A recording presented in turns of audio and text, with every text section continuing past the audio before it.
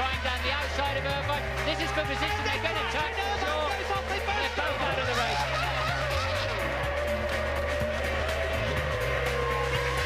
Mika Häkkinen comes through to win in Spain.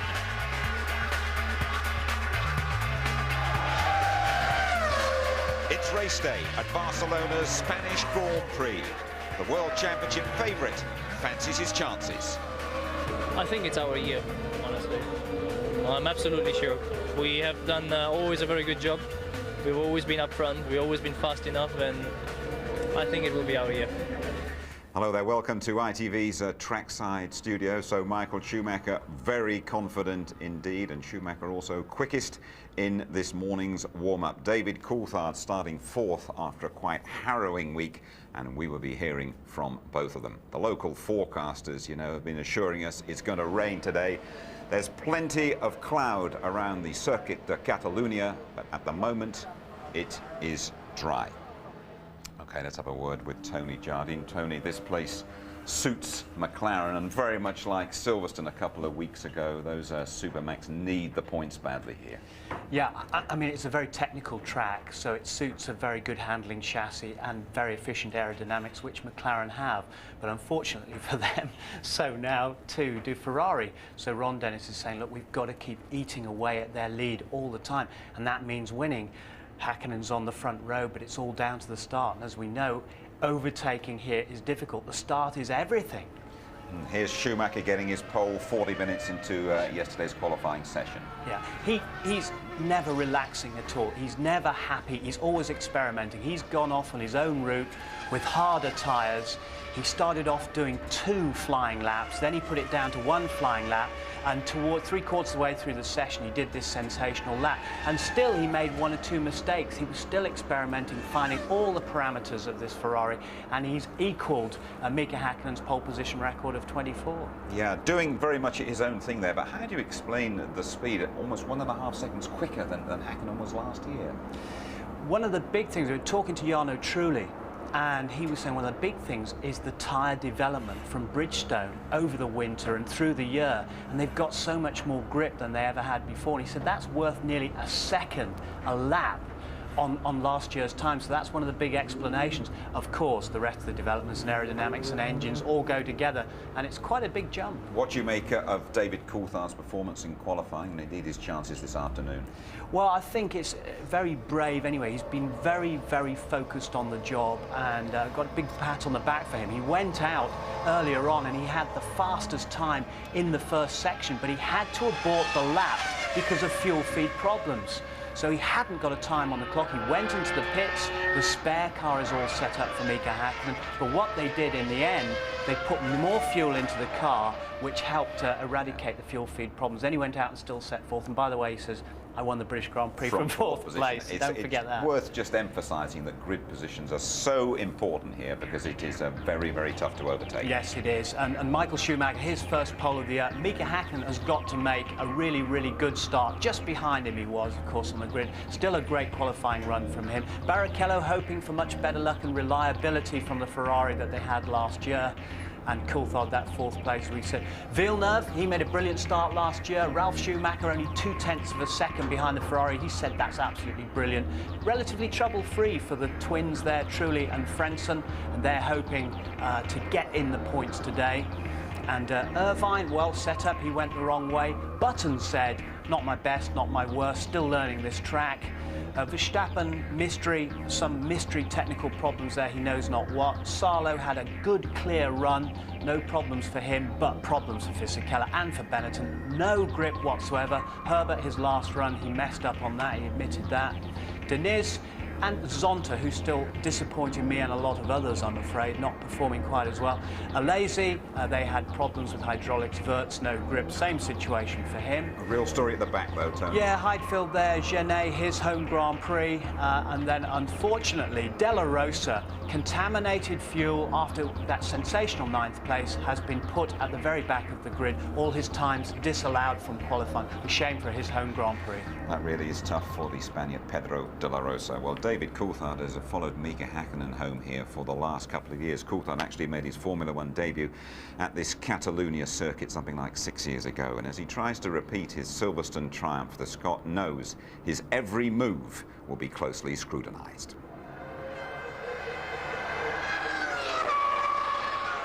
David Coulthard wins the British Grand Prix by just 1.4 seconds from Mika Hakkinen.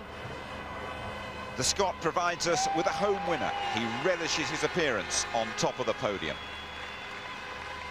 Fiancée Heidi positively glows with pride. Then, last Tuesday, their private jet crash lands at Lyon, en route to Coulthard's Monaco base. They survive, along with his personal trainer. Both British pilots are killed.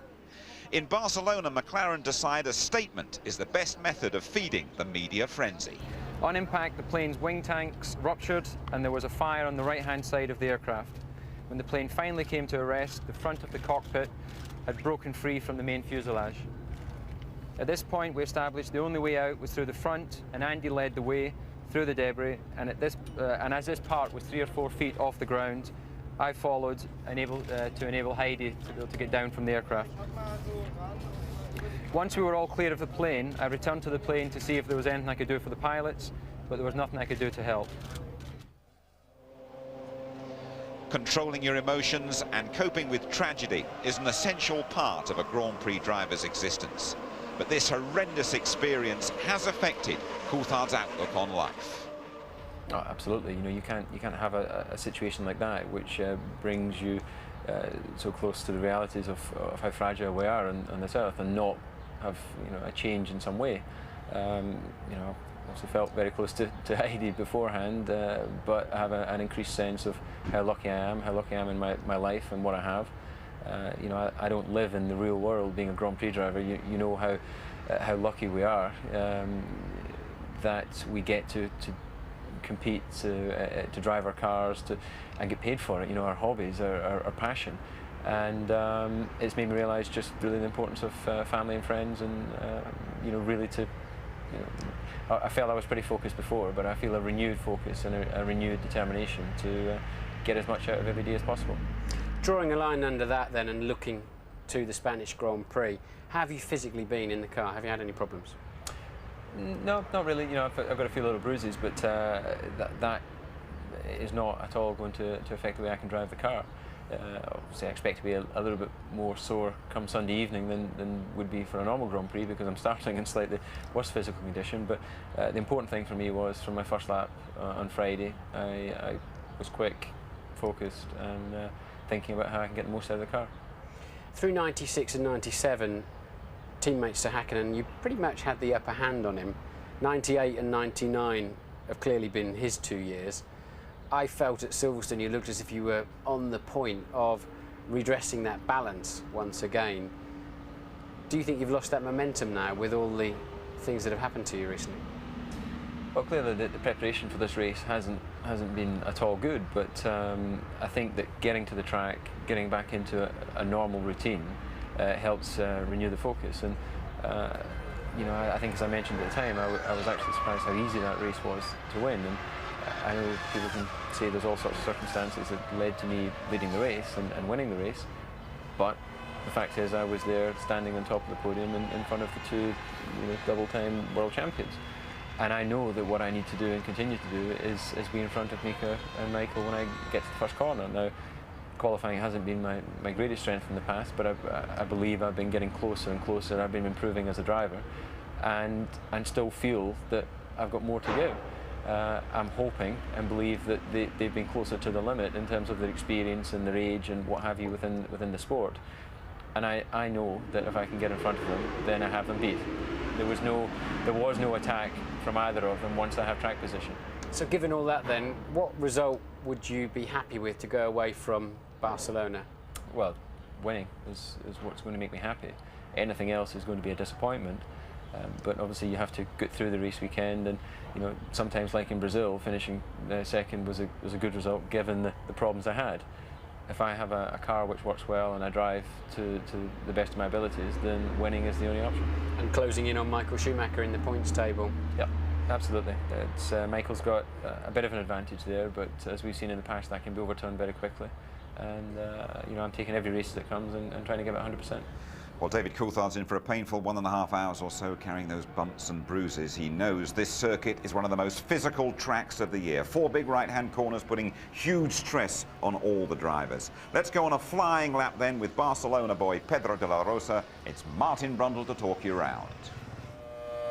On board with Pedro de la Rosa in the arrows now. The exit speed from the last corner into the pit straight is absolutely crucial as you head down the long, undulating run towards turn 1. A lot of wing carried here, so only 195 miles an hour before braking. Very, very late. Tremendous grip.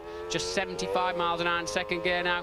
De la Rosa playing with the throttle into turn 3, and you can't go flat out until you're absolutely sure you've got enough space on the exit without running onto the grass. A short squirt up to 180 miles an hour before turn 4. Bring it in early. There's a lot of ripples here. The car starts to walk to the outside. A little surprise just as you get there, and switch immediately to the other side for turn 5. Just 55 miles an hour, and again he'll struggle to get the power down on the way out. This is called turn 6, but it's absolutely easy as you feed the car at 160 miles an hour into the foot of 7. Turn in early, cheat a little bit on the exit, get the car as straight as you can, head up the hill 155 miles an hour for the blind number 9 corner Campsa.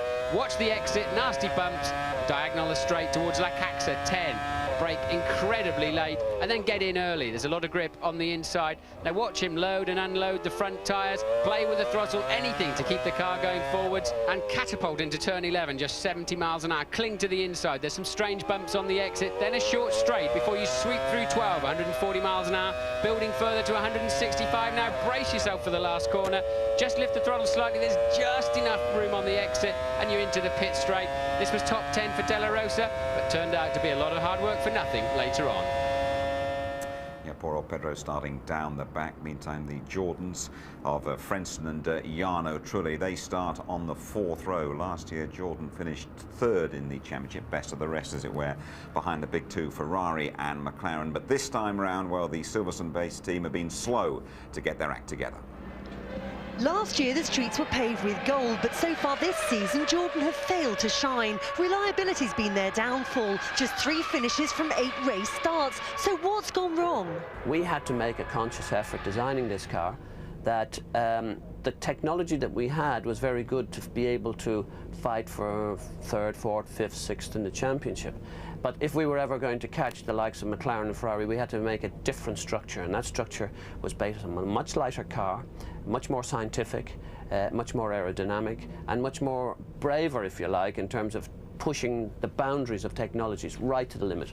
And in this case, it sort of bit us a little bit, but I'm pretty confident, I have to say, and I think that we will show great signs very soon.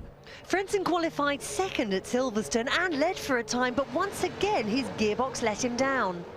It's just a problem with the sensor. We've had some problems with vibration in a gearbox sensor that has been difficult to cure, but we've got a lot of new parts here. We actually identified the problem a long time ago, but it's taken us 5 weeks to get some of the more complex parts through, machined and heat treated, and all our suppliers have done a great job for us, but it's been frustrating.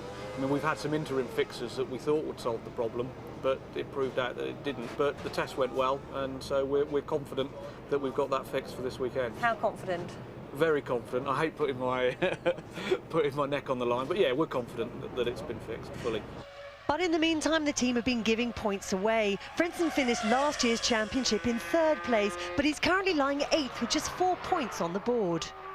It's not only the places we lost because of the trouble and the points we lost. It's also the way that it's stopped us as well on testing occasionally and developing the car in other areas.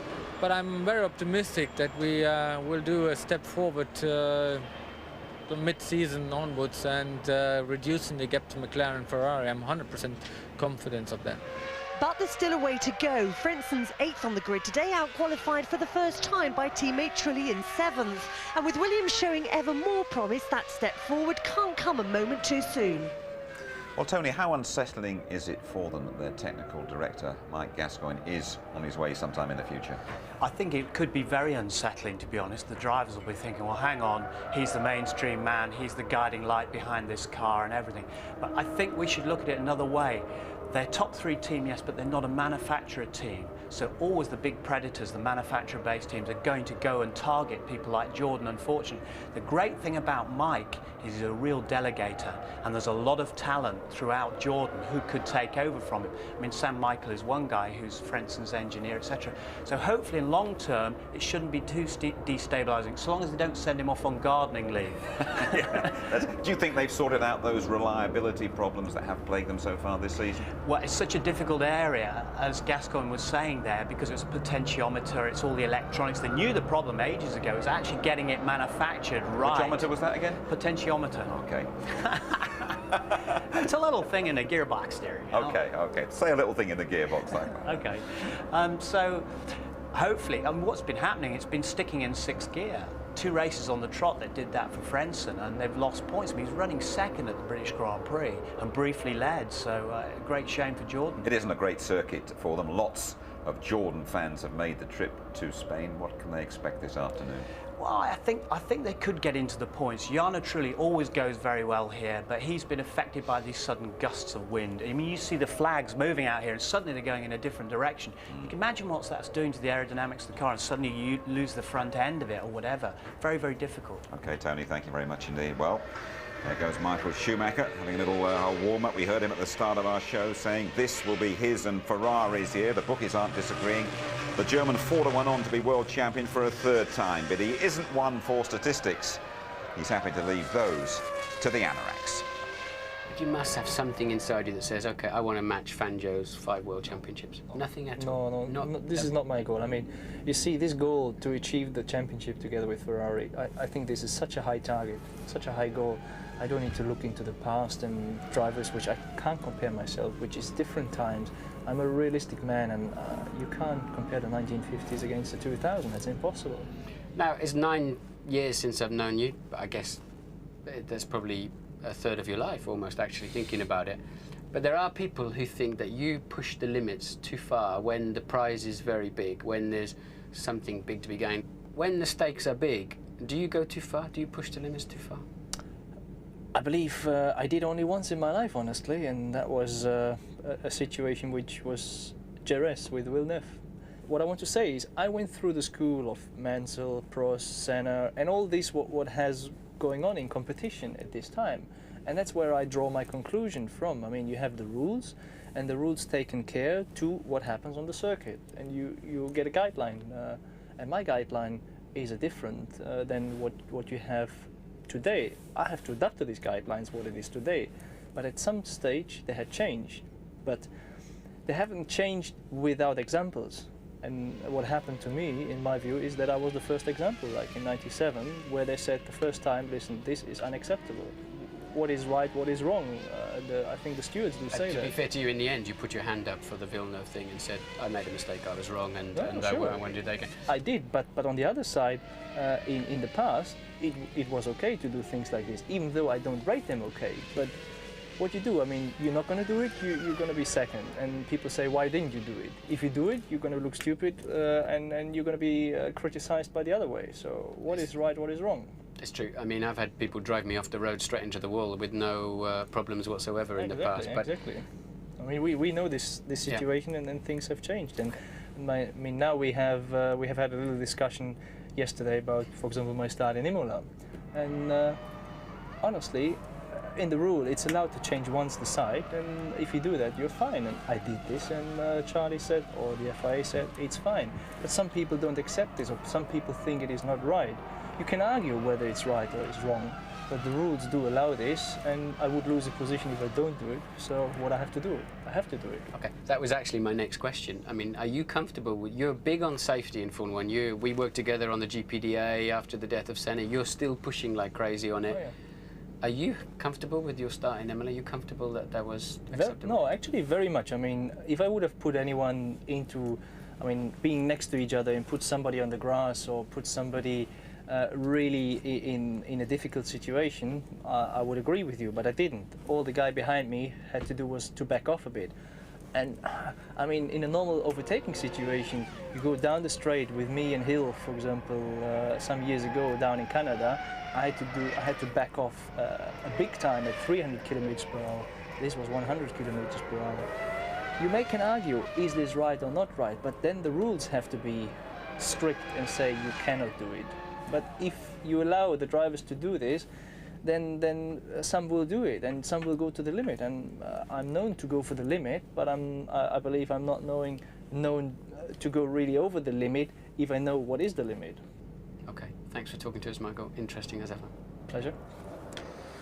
Tony, do you see something of a conflict there between his driving style and his concern for driver safety? No, not really, because he does intimidate, he is aggressive, he is adventurous, and those are the sort of moves that Michael Schumacher would make. The bloke is an absolute ace. And of course his competitors are all bound to complain. That was Grand Prix Drivers Association they were talking about, and the drivers were all at the meeting here, and it was Irvine that complained about that very adventurous move. But if you put it another way, Michael is very concerned about safety. He's very concerned at the moment that a car will go into the crowd.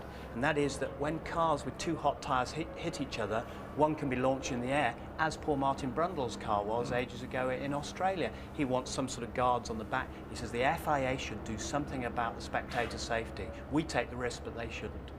Thanks, Tony. Well, coming up, we're going to go grid walking with Martin.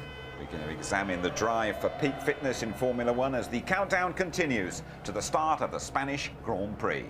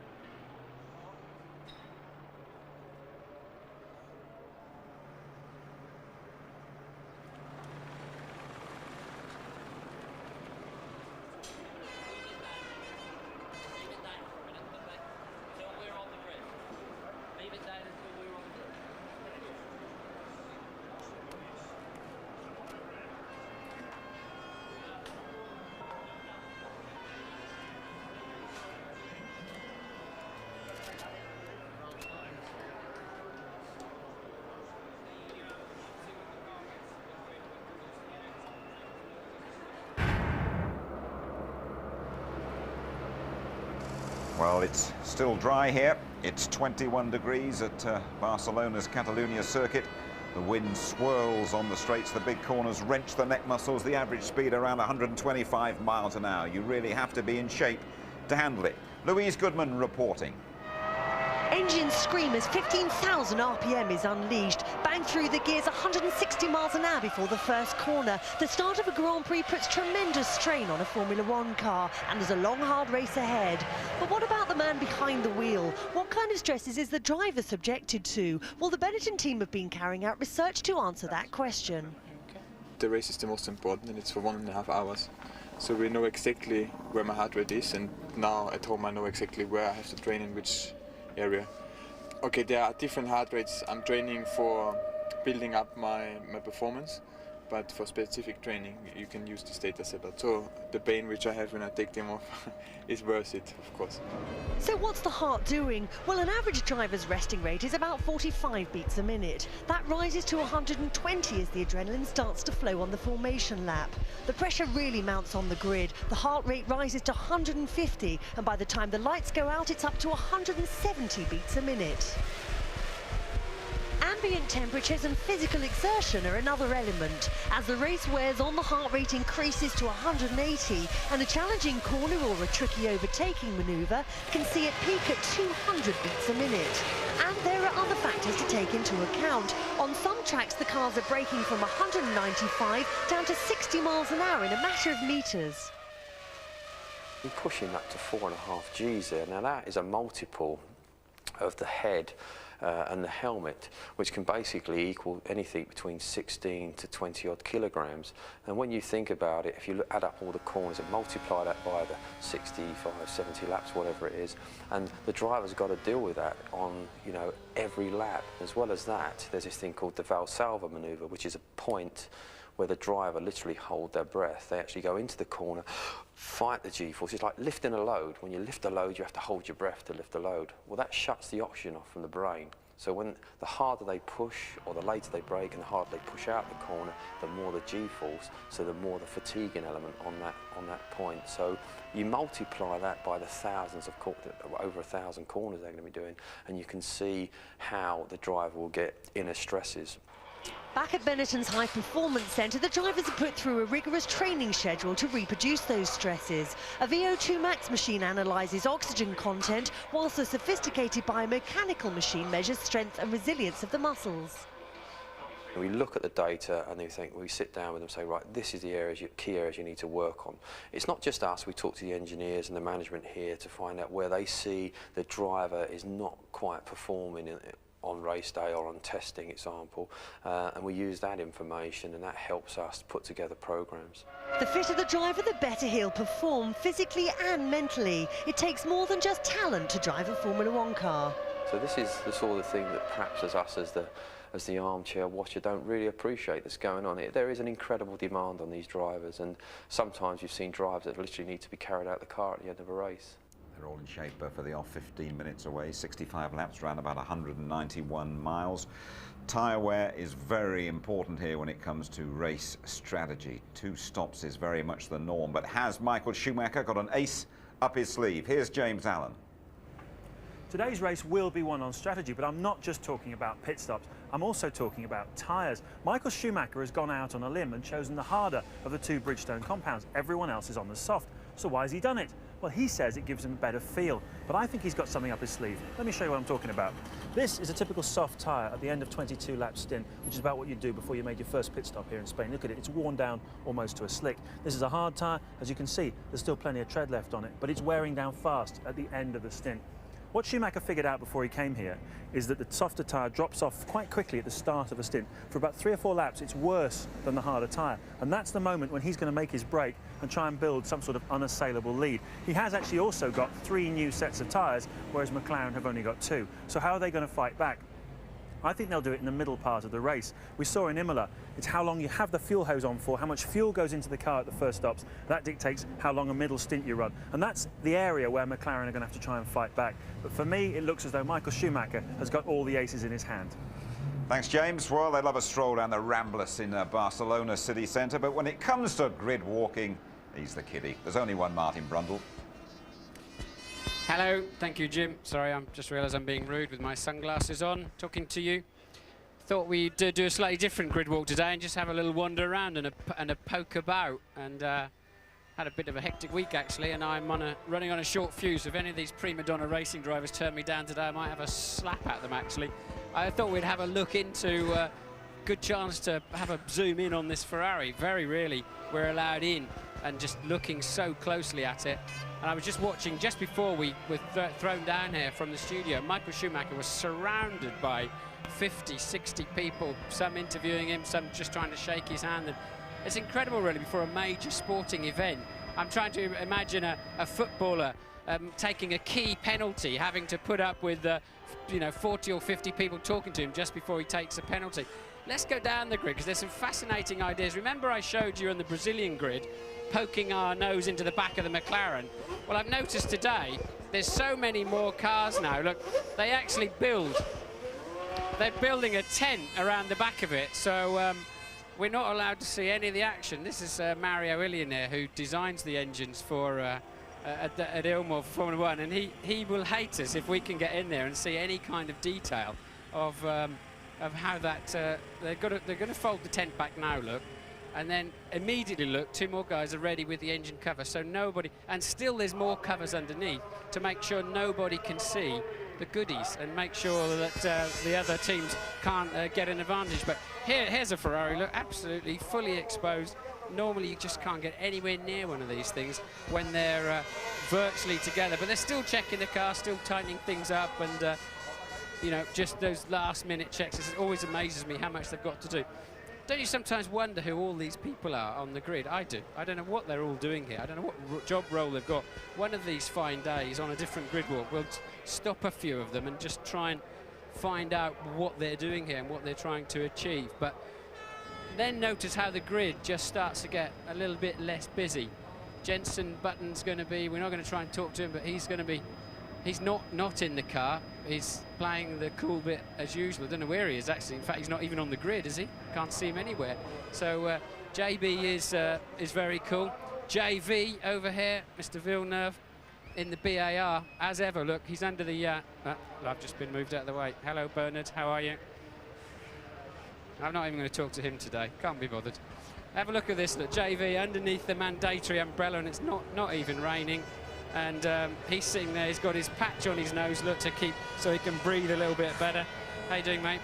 And he's just focused, calm. The last thing he needed was me sticking my thumb up saying, how you doing? He's really trying to focus on what he's going to do. He's quite near the front of the grid. What is he, 6th on the grid, I think?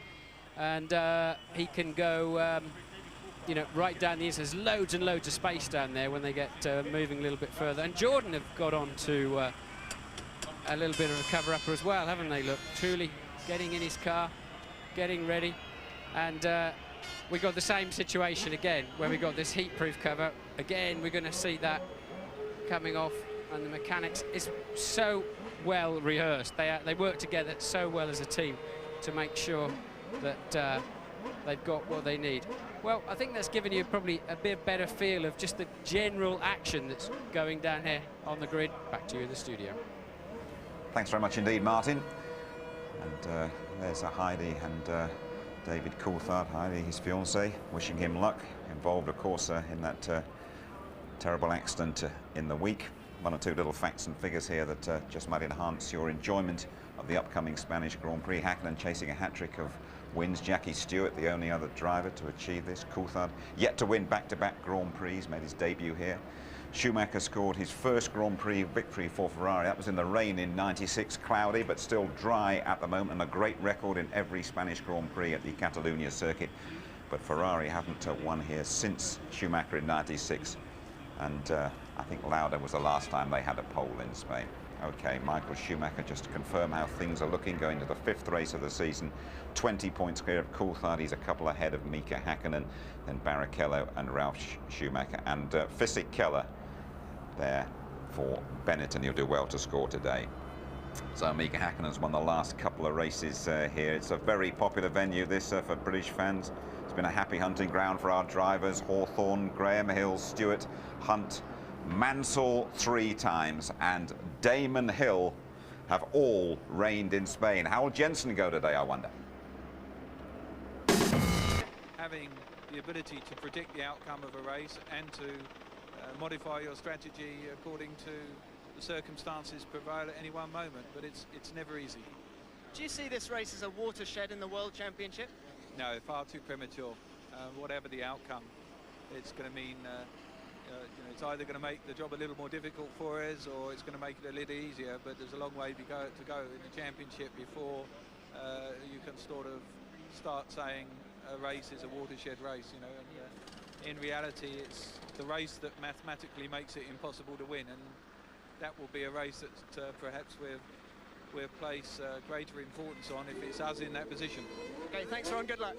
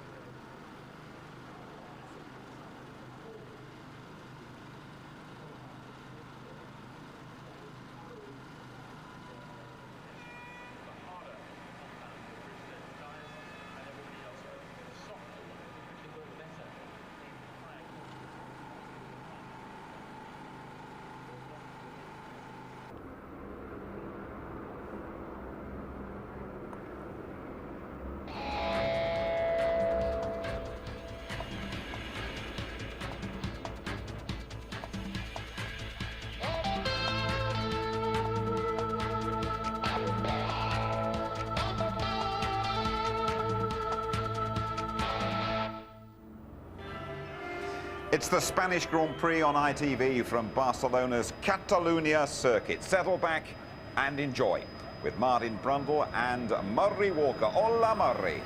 Hola in Spain, and hello in Britain to you, Jim, and to everybody else. Because looking down on the grid, there's something you haven't heard already from all the build-up that we've done.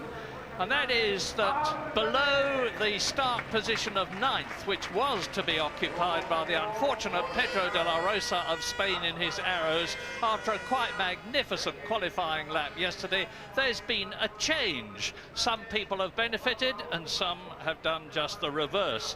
For instance, Eddie Irvine, who had qualified 10th, is now starting 9th, as a result of which he moves to the left-hand side of the grid, which is the clean side of the grid, or the cleaner side of the grid. On the other hand, the unfortunate Jenson Button, who had qualified 11th, now starts 10th, but he's had to switch over to the dirty side of the track, and so on.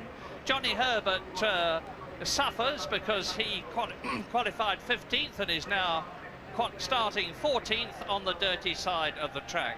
And the unfortunate Pedro de la Rosa is suffering most of all because he's not only moved down from 9th, the clean side of the track, to 22nd, the dirty side of the track. Incidentally, he was 6th fastest this morning in the warm-up, and that is a very considerable achievement. Michael Schumacher was quickest again this morning in the half-hour warm-up. There's David Coulthard, who was 4th fastest.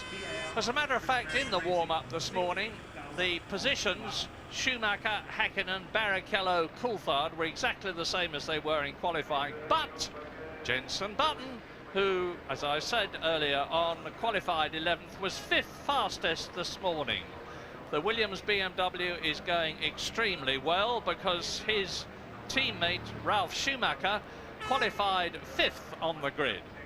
So the question now is what is going to happen at the start, because as you've heard, passing on this circuit, this 2.9-mile circuit, is a 65-lap race, is very difficult indeed. It is on most tracks. It's particularly difficult here because the performance of the cars is so close, irrespective of which constructor has made them, and they're all top men, of course. But Michael Schumacher is starting in pole position for the first time this year, for the first time since the Japanese Grand Prix last year, which followed his magnificent pole position in Malaysia when he returned last year after breaking his leg in the British Grand Prix. So he's on a real high here. He's matched Mika Häkkinen's 24 pole positions now. Mika Häkkinen is starting behind him. He was 0.3 of a second slower this morning. So Ferrari are certainly looking good because Rubens Barrichello has beaten his man, if you regard his man as David Coulthard. So it's Ferrari, McLaren on the grid, followed by Ralf Schumacher's Williams and Jacques Villeneuve, 6th. Now watch Jacques Villeneuve. He's starting from the right-hand side of the track, the left-hand side as you will be looking at it. He's a super fast starter. He's got an improved Honda engine in the BAR, and he's going to be going for it. Yes, Jacques is pretty handy off the line, and maybe that is something to do with the fact that he's sitting in the car and totally, utterly focused. But he's got a lot of work to do today. I think everybody's got a lot of work to do, Murray. I believe Michael Schumacher has got about 0.2 of a second per lap in hand over everybody else. If you look at the general trend through testing last week, free practice, qualifying, the warm-up this morning, Michael has got the edge around here. First time for a long time. And but having said that, the last time a Formula One car driver won from the pole was at the Hungarian Grand Prix last year. So the facts are certainly against Michael in that respect, but everything else is very much for him. This is a very physical track. He's super fit, as we know. And Michael really, I think, has got a great chance of winning this race this afternoon. There we are, we're with David Coulthard now, Mika Häkkinen in front of him, Rubens Barrichello to the left, that's Spaniard Marc Genet in the Minardi. Yes, there was quite a... And Michael Schumacher was slow away, but I think he has, yes he has, he's now rejoined. So I thought Schumacher was temporarily stuck on the grid there, Murray, but he did get away eventually. Yeah, and you are now, of course, for those of you who are remembering the British Grand Prix some years ago, when he passed several people after the start of the parade lap and was penalised, you are now allowed to regain your position on the formation lap, which is what they're on now, exiting turn 2. Now then there's this long, you remember you've been round with Martin, a tremendously stirring exposition that was too. Around the long turn 3, this is turn 4, which leads down to the slowest part of the course, turn 5, it's about a 55-mile-an-hour corner on the apex. And now they start to climb. There's not a lot of gradient here at Barcelona, but I can tell you that when you try to walk round it, you notice that it's a lot steeper than you would have thought. Yes, there are very few overtaking places because one fast corner tends to lead to another. I have seen a car overtaken into turn 5, for example. Unfortunately, it was me, I think, at the time, on a wet day in a race many years ago.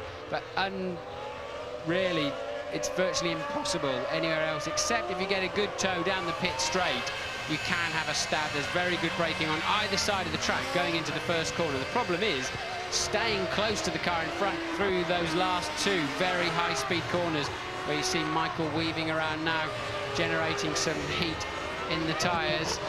I've said before, I think it generates very, very little heat, but there you go. Now, one thing I did learn this morning is that after the drivers' parade, a lot of the drivers noticed that it's very, very windy up on the top of the circuit.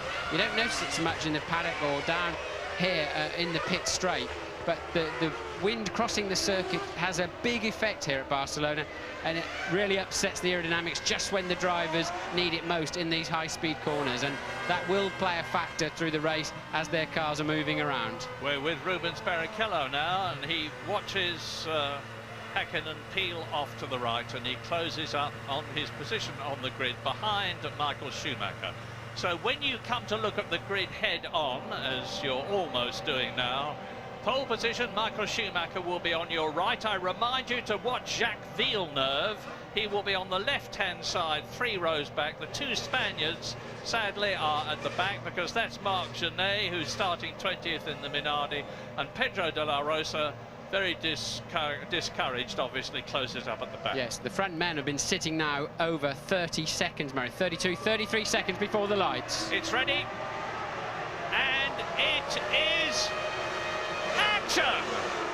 Nice one, Michael Schumacher, who cuts across the track and tries to head off, and does so. Mika Häkkinen, who continues to attack as they go up into turn 1. David Coulthard, then look at Ralf Schumacher. Ralf Schumacher is up into 2nd position. Amazing. Or has he got past Häkkinen? No, he's not, but he's got past David Coulthard. So David Coulthard, who started 4th, has been passed by Ralf Schumacher at the Williams BMW. A magnificent start. And they both passed Barrichello, Murray. So the main man off the start was very clearly Ralf Schumacher. Hooked it up well, found a nice clear route through, and slotted into 3rd, and so nearly 2nd, as you saw, going into that first corner. But a dream start for Michael. Yep, 7 years between the Schumacher brothers. Just imagine what Ralph's going to be like when he's got yet more experience under his belt, and already Pedro Diniz in the Sauber is out of the race into the gravel track. Hopefully there's not going to be a problem over keeping the race going, because Michael Schumacher is exactly where he wants to be. Started in pole position, got a magnificent start. He's ahead of his main rival, Mika Häkkinen, and Ralf Schumacher is in 3rd position, ahead of David Coulthard, who is 4th. Rubens Barrichello, who started in 3rd position, is down to 5th place in the 2nd Ferrari, and that's a very unhappy situation for the Brazilian. Coming up to complete lap 1.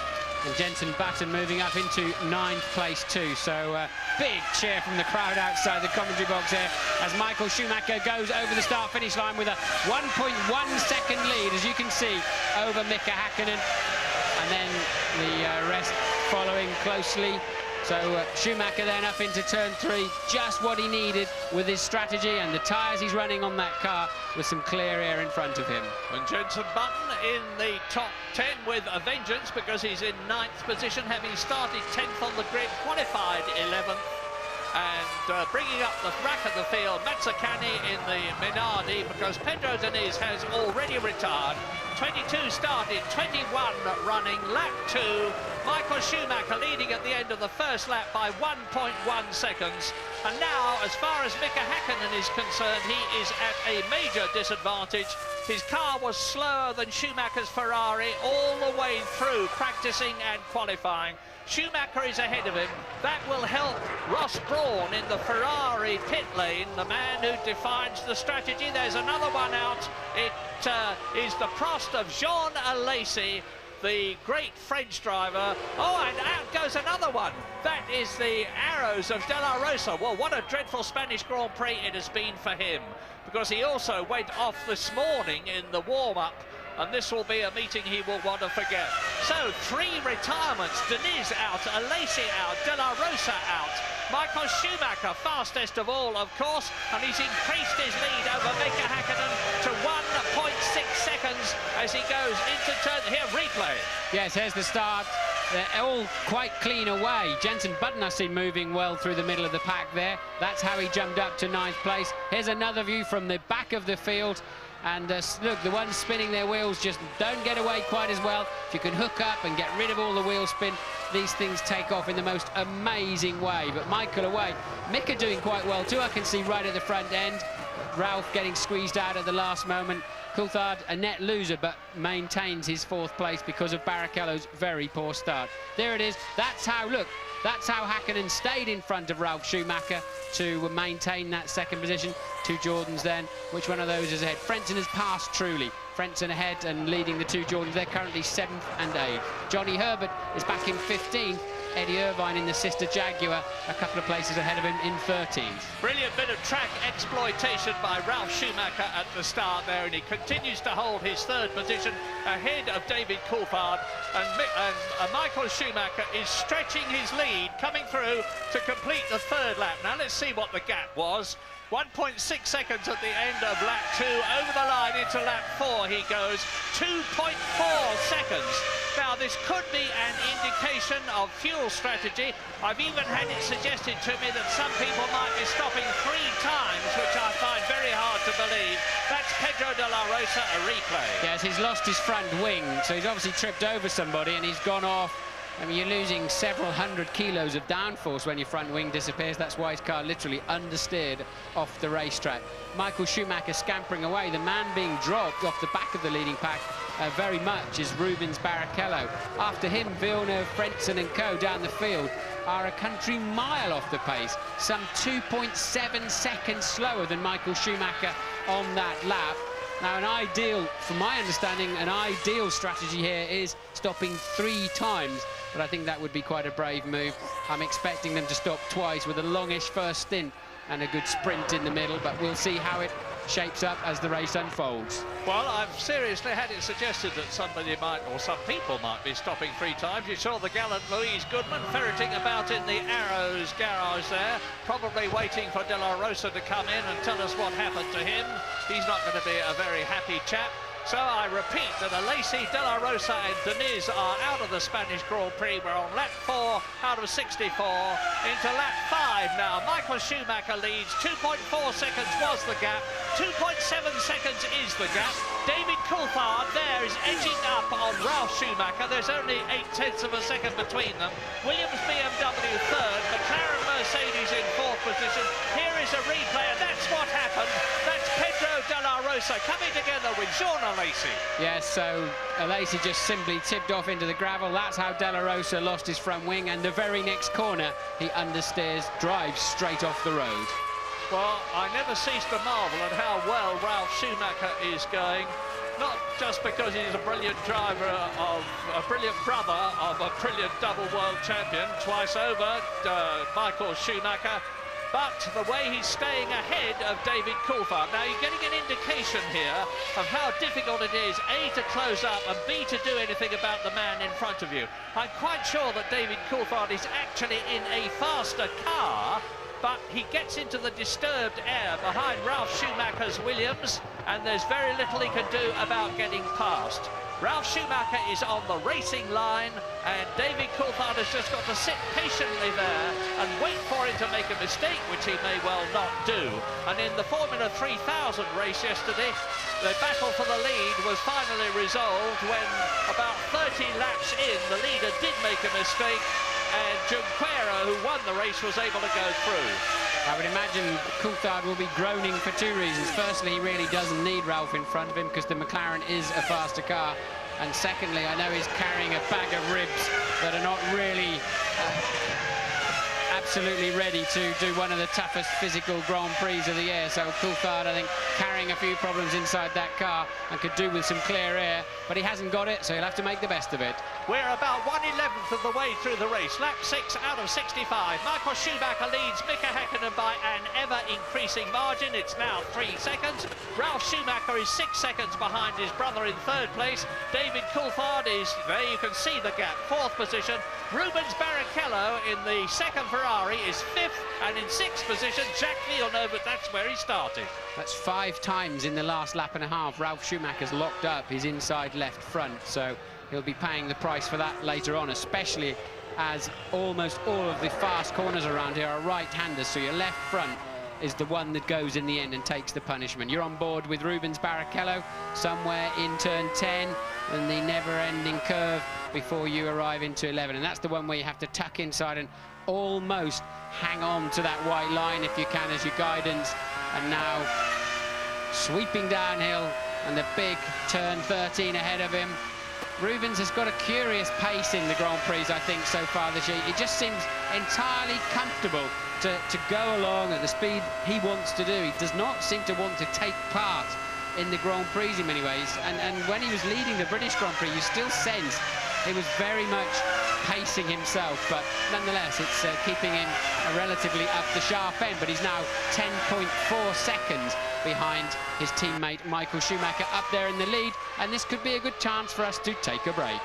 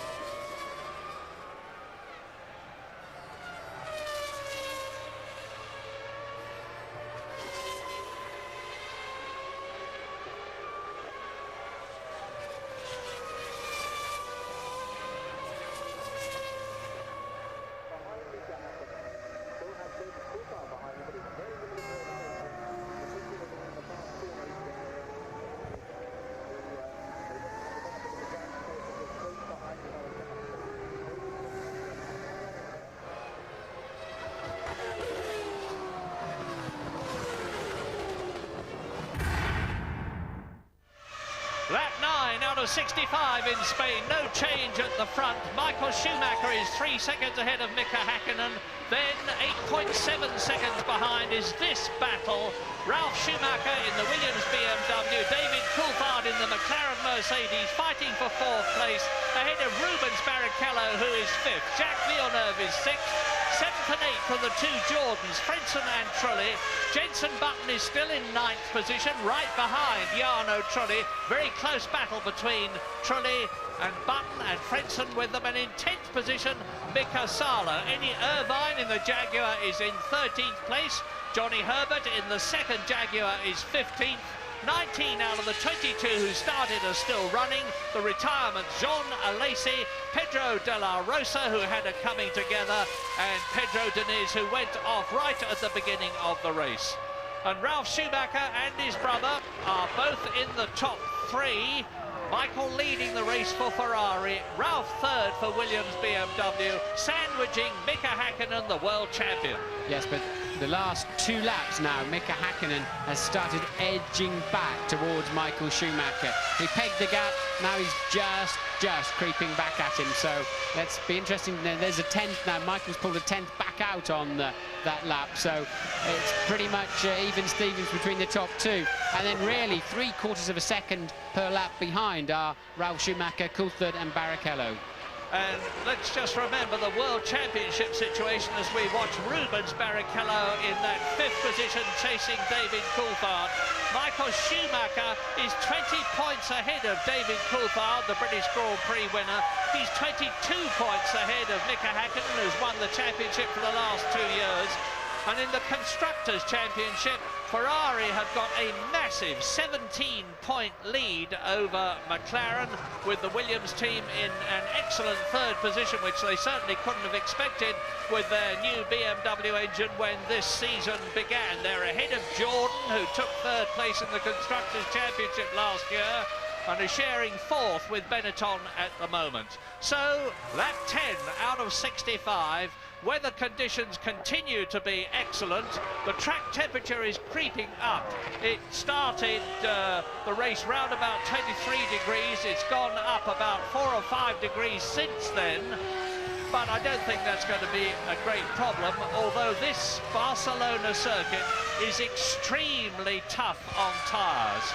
Bridgestone, who are supplying all the tyres here, brought 2 compounds here, a medium one and a soft one. Michael Schumacher is the odd man out at the present moment. He's on the harder compound. Everybody else in the race, except Jos Verstappen, because Pedro de la Rosa is out of it. The 2 arrows started on the harder compound, so there's just 2 on it at the moment. Michael Schumacher, who is leading the race, and Jos Verstappen, who is in 12th place. There's the battle for third. It continues, and David Coulthard, try as he may, and he will be trying, cannot do anything about Ralf Schumacher in front of him. Ralf, his gap between him and his brother is now 10.3 seconds. It's a 2-car race for the lead. The 2 rivals, Michael Schumacher, twice a world champion, and Mika Häkkinen the same. 3.4 seconds between them, so the gap has extended a bit. Yes, Ralf locking his wheels really into almost every slow corner now, and that'll feed David Coulthard's sort of energy level, because there we're going, we're flicking back on. Look at the speed that Ralf Schumacher came. He started on the grid just behind Barrichello, who you're on board with. So you're currently running 5th in this Grand Prix, and the speed with which Ralf Schumacher hooked up that Williams was quite incredible off the line. Barrichello thinking better than going around the outside of Coulthard there. And the Ferrari mechanics, they know they've not got much to do to at least lap 20, I would imagine. Well, it depends on what the strategies are. I can't see anybody doing a one-stop strategy, it's conceivable. But if they're 2 stoppers, and last year is anything to go by, we can expect the first stop round about lap 23, and then the second one round about lap 43. On the other hand, if anybody is trying a 3-stop strategy, it's going to be in about 5 laps' time that the first stop happens. That's lap 16. And as you heard Martin say earlier on, and you've heard from James Allen, all these things are worked out on computer beforehand. All sorts of variables are fed into it, and they get answers about when they should come in for the fastest possible race time. 3-stop strategy seems to be... Maybe James has got news on that. Well, I'm down in the McLaren garage, everything nice and easy, very relaxed, but I'm fascinated by this. Schumacher seemed to capitalise on that little lull that I talked about at the top of the show in the softer tyres of Häkkinen, but Häkkinen's managed his very, very well indeed. But there seems to be nothing in it between these 2 at all. I think they're both carrying a reasonable amount of fuel, and I agree with Martin. I think we're going to see a quite long first stint. It may even be as far as lap 24, possibly 25, before we see the first of these front runners making a stop. What was very interesting to me, guys, is about lap 4 or 5, they were doing laps in the 1:20, mid-1:24 bracket. Now they've dropped off about half a second. They seem to be just pacing each other, I think. What do you think? Well, I know that the fastest lap last year was about 1:25 to the nearest 10th. And the race times last year were a couple of seconds slower, 2 or 3 seconds slower than the qualifying times, which you'd expect, of course, because they got a lot less fuel in qualifying. The same sort of situation here. I mean, the leaders are lapping in about 1:25, but Mika Häkkinen has just closed the gap to under 3 seconds, to 2.7 seconds to be exact. And in the same way, as you can see for yourself, David Coulthard is really piling on the pressure on Ralf Schumacher in the Williams. He's closed right up with him. Do you think Ralf Schumacher's hurting his tyres, Martin? I think without any doubt, because he's really fighting the car hard. He's had so many acrobatic moments but also Barrichello is catching the pair of them. Louise, what can you tell us? Just a theory on Ralf Schumacher, as you say, you keep seeing him locking up that car. I don't think he's really got it hooked up quite how he'd like it. Now, he is in the race car, but he had a problem with that car in the warm-up this morning, so he didn't get a chance to run on full tanks. He was actually going to use the T car for the race, but there was a worry over the engine when he went out on the formation lap, so he switched back to the race car. They were actually still adjusting the settings on the grid, so it's obviously not perfect yet. It doesn't seem to be slowing down, but I think it's making his job a lot harder. Well, I'll tell you this, Ralf Schumacher is slowing, as a result of which David is catching him, and as a result of that, Rubens Barrichello, who is fifth, is closing up on David Coulthard. Not very quickly, but it is happening. There's 15 seconds covering the first 5 at the present moment. We're on lap 14. Hello, here's a replay. Let's see what's happening. It is Ricardo Zonta there, and there is Jos Verstappen. Well, nothing's happening apparently. On they go then, Ralf Schumacher and David Coulthard. Now, track temperature is 30 degrees. It's going up all the time. It's gone up 6 degrees since just before the beginning of the Spanish Grand Prix. We're on lap 14, and the 2 McLarens are in first and fourth places. Sorry, second and fourth places. The 2 Ferraris are first and fifth. Rubens Barrichello will be a very disappointed man, because he had Ralf Schumacher absolutely catapult past him to gain a place, and gain 2 places as a result of getting past David Coulthard. And as Martin has pointed out, Rubens either can't or won't do anything about where he is now. He's over 2 seconds behind the battle between Schumacher and Coulthard. Was closing up a bit, it doesn't seem to be happening anymore. Jacques Villeneuve in the BAR Honda is 17 seconds behind Rubens Barrichello, who is in 5th place as the battle for 3rd comes towards us. There you are, you see in the background the Scarlet Ferrari. And we're taking a break now, but we will be back shortly.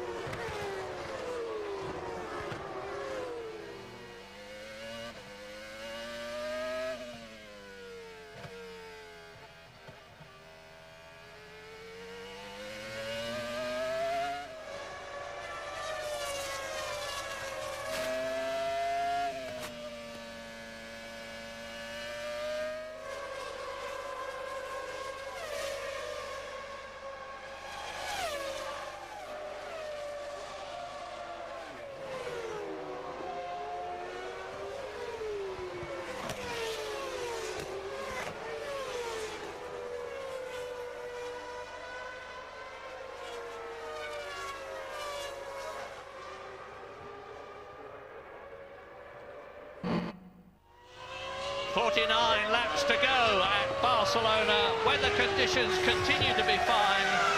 It actually started to spit with rain at one point this morning, and we looked up into the sky and it was very overcast, and people were saying, oh, we're going to have a wet one. But the clouds have swept away. It's blue overhead.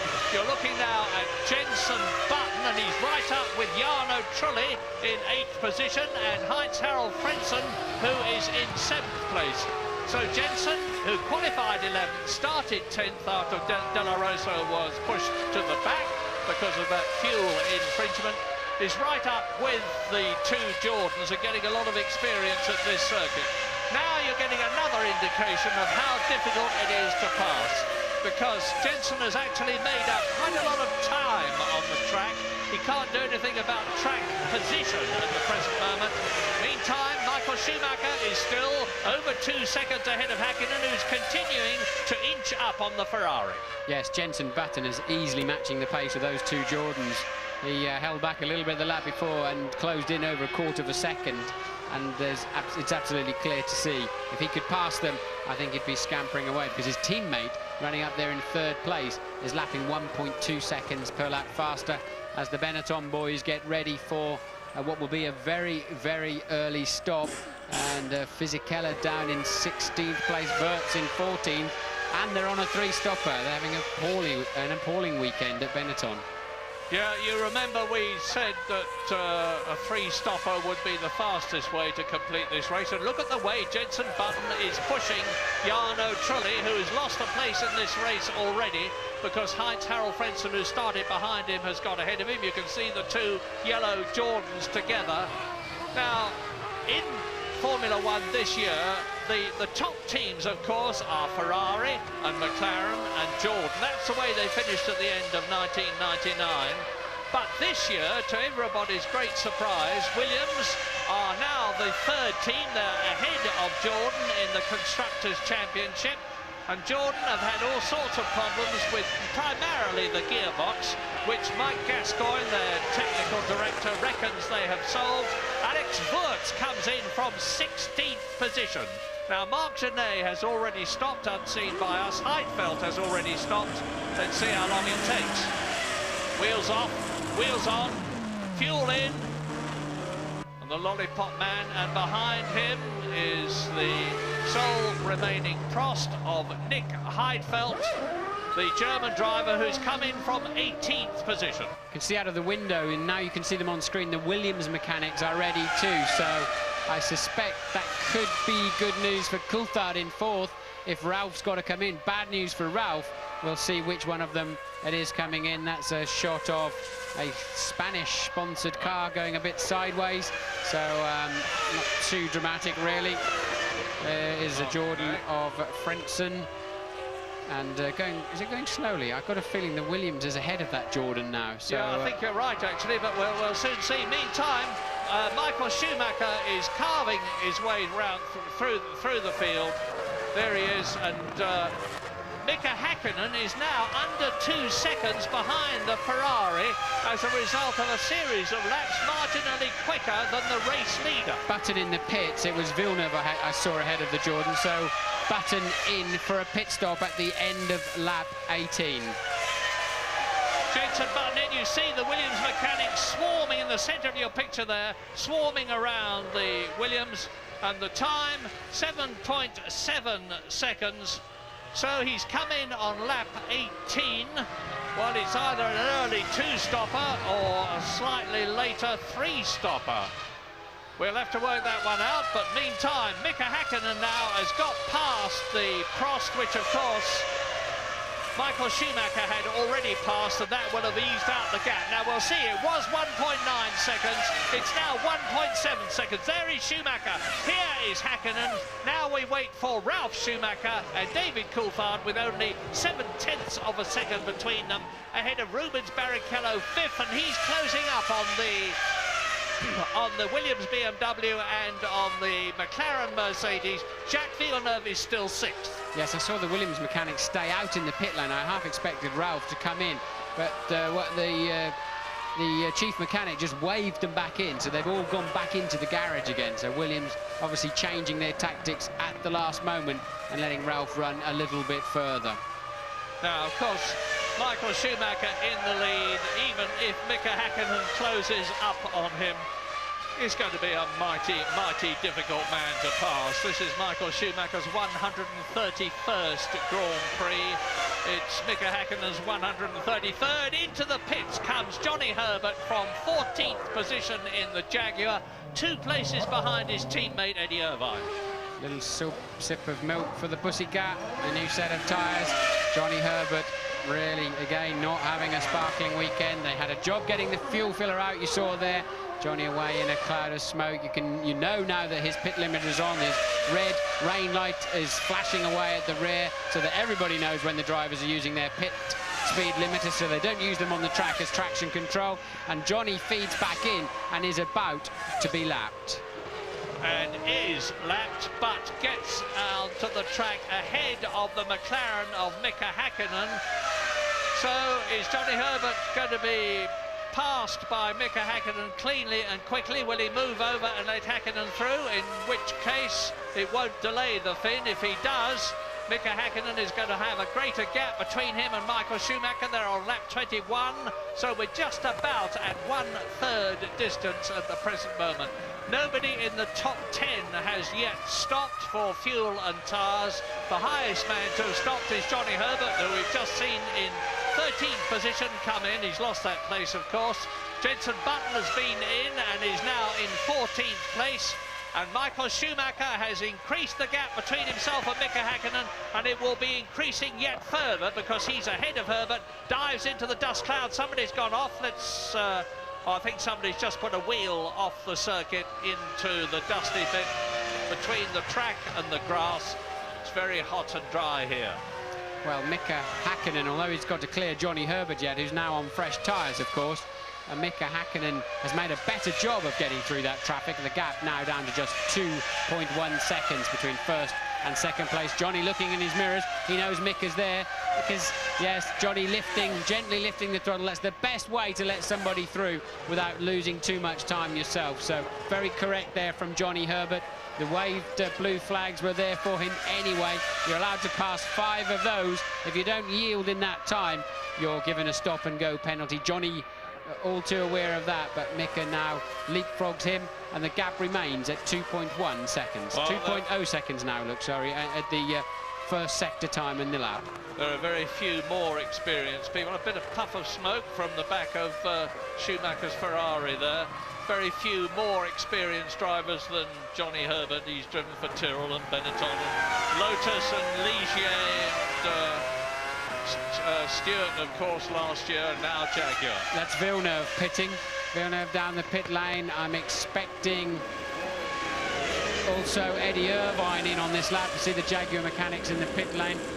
No Ferrari or McLaren boys available or in the pit lane or even looking like they're about to walk out. So it seems like both the Ferrari and the McLarens have got enough fuel on board to go deep into the 20-odd laps. 43 laps to go. We're about 1/3 distance. Of course, the last thing that Mika Häkkinen needs is for Michael Schumacher yet again to finish in front of him. Mika Häkkinen has yet to beat Michael Schumacher this year because Schumacher won the first 3 races. I'm sorry, I tell a lie, because he finished ahead of him at Silverstone, of course.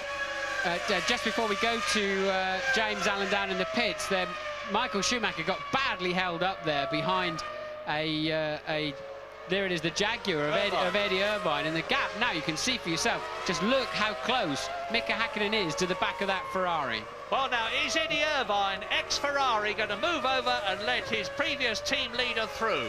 James Allen, have you got news? Well, there's unhappiness on the Ferrari pit wall. They were ready for a Michael Schumacher stop. They disconnected his tyres. In fact, he is going to come in. They're running out onto the pit apron now. Schumacher, obviously, he's lost a tremendous amount of time. And Ross Brawn, obviously agitated about how much he's lost because he could well lose the lead of this race to Mika Häkkinen when he makes this stop on the next lap. I'm amazed by the people at 3 stops, by the way. You were saying before, guys, that it's the fastest way, but it's only the fastest way if you're at the front of the race. It's not if you're in the midfield like the guys who made the stops, the Prosts and the Benettons of this world. I can't understand why they did that today. Incidentally, I'm down in the Ferrari garage, as I say, and I'm standing next to Schumacher's race car. He's out there in the T car today because... James, I must interrupt you because Jarno Trulli is sitting in a stationary Jordan. There's obviously a problem. He's not getting away. Meantime, Schumacher and Häkkinen go through again. Yeah, Schumacher did not pit at all, so the Ferrari mechanic's still out in the lane. It must be for Barrichello. Maybe they're playing psychology games with McLaren here, but that traffic has cost that has cost Michael Schumacher badly. Eddie Irvine's cost him a lot of time in that respect. And now, curiously, Michael can't stay with Irvine. And Irvine's pulled over to the right-hand side. He's clearly received all the blue flags. So Irvine now out of the picture. And that's Ralf Schumacher in from third place before he made that pit stop, and a good stop for him. And David Coulthard goes up into third position. Barrichello goes to fourth place. And Ralf Schumacher loses track position as he accelerates out of the pit lane. Michael Schumacher has now got Mika Häkkinen on lap 24, right behind him. You can see the gap for yourself. They've both lapped Eddie Irvine, who is down in 15th place, 1 place ahead of his teammates, Johnny Herbert. They've both stopped for fuel and tyres. But Schumacher is now only 0.4 of a second. Visually, you can see the gap between himself and Mika Häkkinen. And as Martin has said, and James has said, he could very easily lose track position if the Ferrari mechanics fumble his stop in comparison with McLaren. And in comes Michael Schumacher. James. This is not at all what Ferrari had in mind. They've been very unhappy on the pit wall. I think they were ready for him last time by. In fact, they were. The tyres were out of their blankets. And I think either he went on his own and did another lap, or they didn't get the message through to him, because this isn't what was supposed to happen. Oh dear, oh dear. Did he hit the marshal? We saw him pull away. The fuel wasn't absolutely out, James. It seemed like the fuel hose wasn't out. Did he run over the marshal? I don't know about Marshall, but he's certainly he's hit something. It's a mechanic. He's hit one of the mechanics. The fuel hose wasn't disconnected. I think it's Nigel Stepney. It is Nigel Stepney, the refueler. He pulled him off his feet as he drove out. Meanwhile, the McLaren boys are ready, and they've just put a stop as well. Well, that just shows the pressure that's on Michael Schumacher as Nigel Stepney, the English chief mechanic at Ferrari, is helped away. He's, I hope he's not badly hurt. Perhaps it's just a twisted ankle or something like that. But anyway, this will cause confusion and dismay in the Ferrari pit lane. And you can see they're bringing out tyres. Look, watch now. Look, they lifted the lollipop. They smashed the lollipop down back on Schumacher's cockpit. The fuel hose, they did all the action. The fuel hose didn't come. The lollipop went up. It's the lollipop man's fault. And he slapped it down in front of Schumacher. But he was too busy getting underway. I think Coulthard had a very poor stop. Seemed to get away slowly too. So he won't be able to maximise on having a bit of clear air in front of him and get past Ralf Schumacher. Barrichello could be looking quite strong in all of this. Lap 26 then. Mika Häkkinen now leads the Spanish Grand Prix, and Michael Schumacher has just done the fastest first sector of this 3-sector lap. And oh dear, that is, if James was right, that's Nigel Stepney having his helmet removed. Obviously, he's getting medical attention. And here we go again. Now watch the refueling man. Look, he does the action. The lollipop went up. Michael understandably went. You can't see anything in your mirrors. And look at the lollipop coming back down right in front of Michael Schumacher's visor there. But he just carries on. Well, it's we mustn't. James, news? Yeah, it's sad, I'm afraid. Nigel Stepney, it is, in fact, who's the chief mechanic and the refueler. I think he's may well have broken his leg. They're just checking it at the moment. An amazing effort by the, obviously, substitute refueler. They only had a lap and a half for him to change the helmet, and basically, obviously, he will practice in case this would happen. But he did a great job for Rubens Barrichello. A slight hesitation getting the thing off, but a fantastic piece of teamwork there by Ferrari. But they're really on the rack here, boys. No criticism is due to anybody. Everybody is under the most intense pressure at a pit stop. The driver, of course, the lollipop man, whose responsibility it is to tell the driver by lifting the lollipop, the board on the pole, that everybody is clear of the car. When he lifted it, they weren't clear of the car, and in comes Mika Häkkinen. Now, this could decide the race. Michael Schumacher took 1.3 seconds. Are you there, James? Yes, I am, Murray, and of course they've got a little bit to play with now. There's a lot of uncertainty and edginess. Very neat and tidy stop so far by McLaren. Quite a bit of fuel went in there. 7.8. No, it's a two-stopper. He'll come in again mid-40s. Well, now, where is Michael Schumacher as Mika Häkkinen trundles down the pit lane at a mandatory 80 kilometres an hour, fires the gun, and away he goes, and there goes the Ferrari.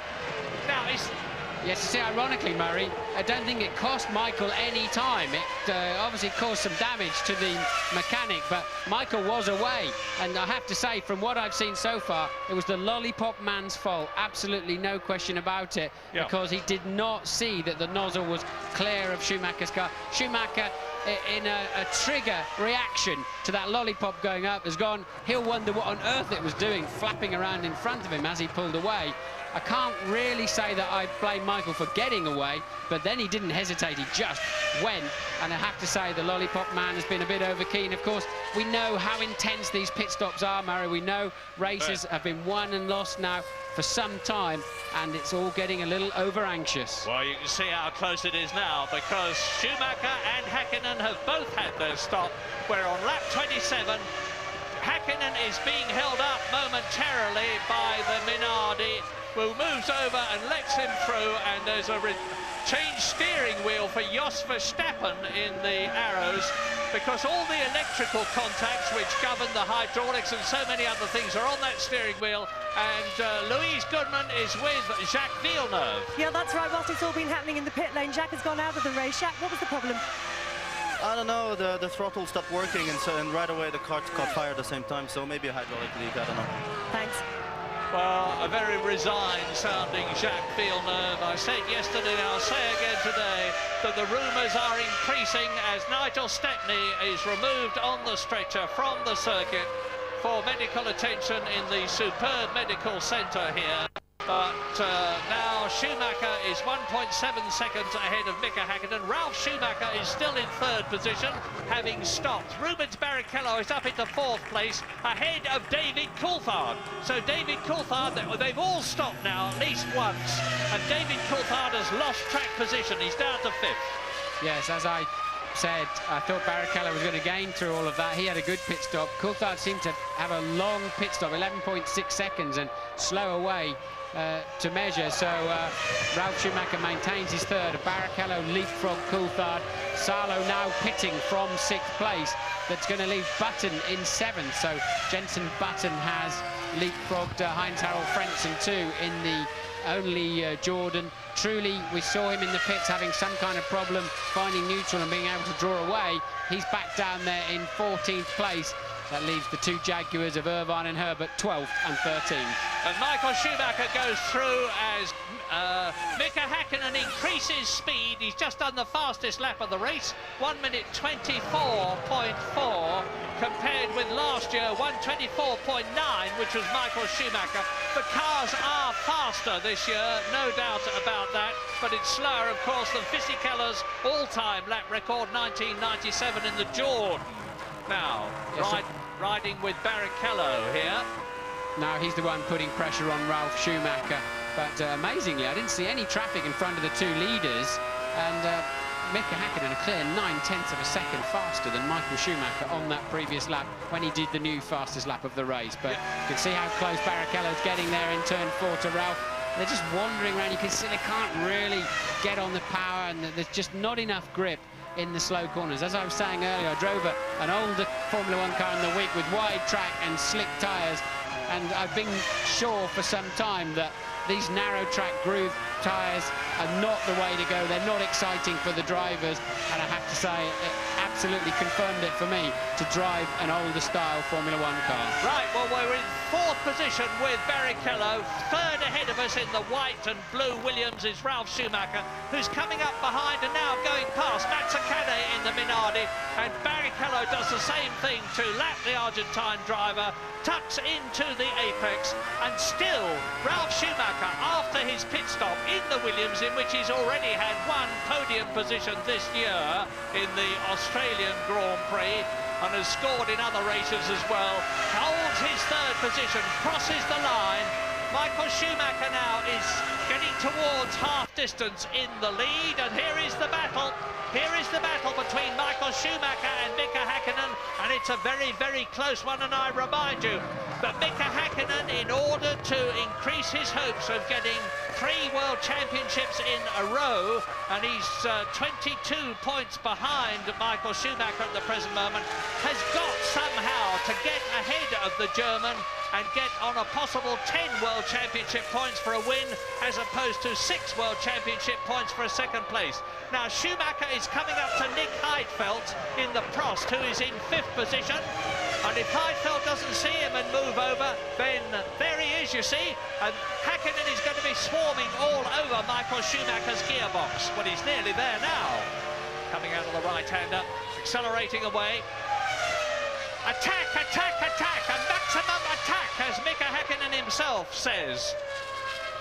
Through to complete the lap. Now, this is where Michael Schumacher can close right up on, but I do not think get past Nick Heidfeld. Heidfeld should lift, but he hasn't done, has he? He's going to make Michael work for it. Now he lifts. Will he tuck in front of Häkkinen? No, he sees Häkkinen coming too. So often people lift, they don't know there's a second or third car behind and can chop across your nose, and Häkkinen was necessarily cautious there. Michael Schumacher just slightly getting the better of that. The gap was 0.6 of a second as they went over the line. I wonder if we'll see a split part the way through the lap, but anyway, we can see the gap for ourselves as they have that small downhill braking into turn 5. And on lap 31 out of 65, both Williams BMWs are in the points because Jenson Button is ahead of Heinz-Harald Frenzen's Jordan and is in 6th position. Ralf Schumacher is 3rd, Jenson Button is in 6th position, and you're watching the two top men of the day. Michael Schumacher, twice a world champion, Mika Häkkinen, twice a world champion, fighting for the lead in Spain with half the race still to go. In 3rd position, Ralf Schumacher ahead of Rubens Barrichello, who seemingly can do nothing about the Williams BMW ahead of him, notwithstanding the fact that he's in a works Ferrari. 5th position is David Coulthard, who's tucked up right behind Barrichello's rear wing. In 6th position is Jenson Button, 5 seconds ahead of Frentzen, who is 6 seconds ahead of Salo in 8th position. 9th is Zonta, 10th is Woods. Well, the lap times are all over the place, Murray. We saw Häkkinen do a 24.4 in some clear air, clearly with a fresh set of boots on just after his pit stop, but now they're in the late 25s again. As James pointed out earlier in the race, the pace is slightly curious. Maybe a good time to take a break. Be back shortly.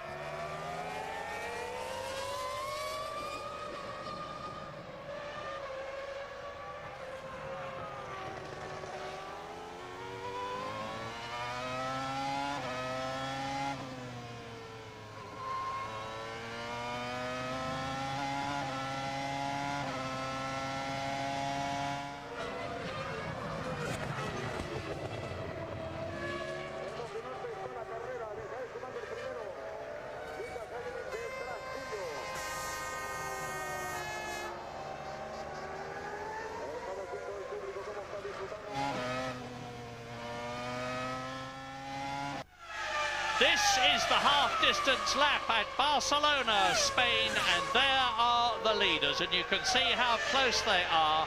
Michael Schumacher leading Mika Häkkinen. They are 17 seconds ahead of Ralf Schumacher, who is continuing to stave off Rubens Barrichello's Ferrari in 4th position. There's only 0.6 of a second between them. It's as close for 3rd and 4th as it is for 1st and 2nd that you are looking at. David Coulthard has lost track position. He's down in 5th place. And Jenson Button in the 2nd Williams BMW is in the points in a magnificent 6th position, having qualified in 11th place. I was talking to him this morning.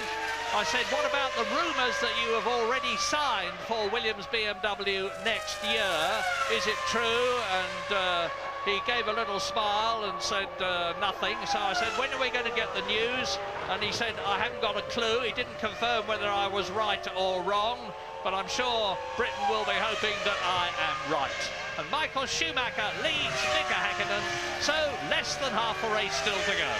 Yes, Jensen taking a bit of a hiding in one or two of the British press today. They've obviously decided very kindly his honeymoon period is over, which is nice of them, but it doesn't seem to be affecting his focus as you're watching a slow-mo replay of 3rd, 4th and 5th, Ralf Schumacher, Barrichello and Coulthard.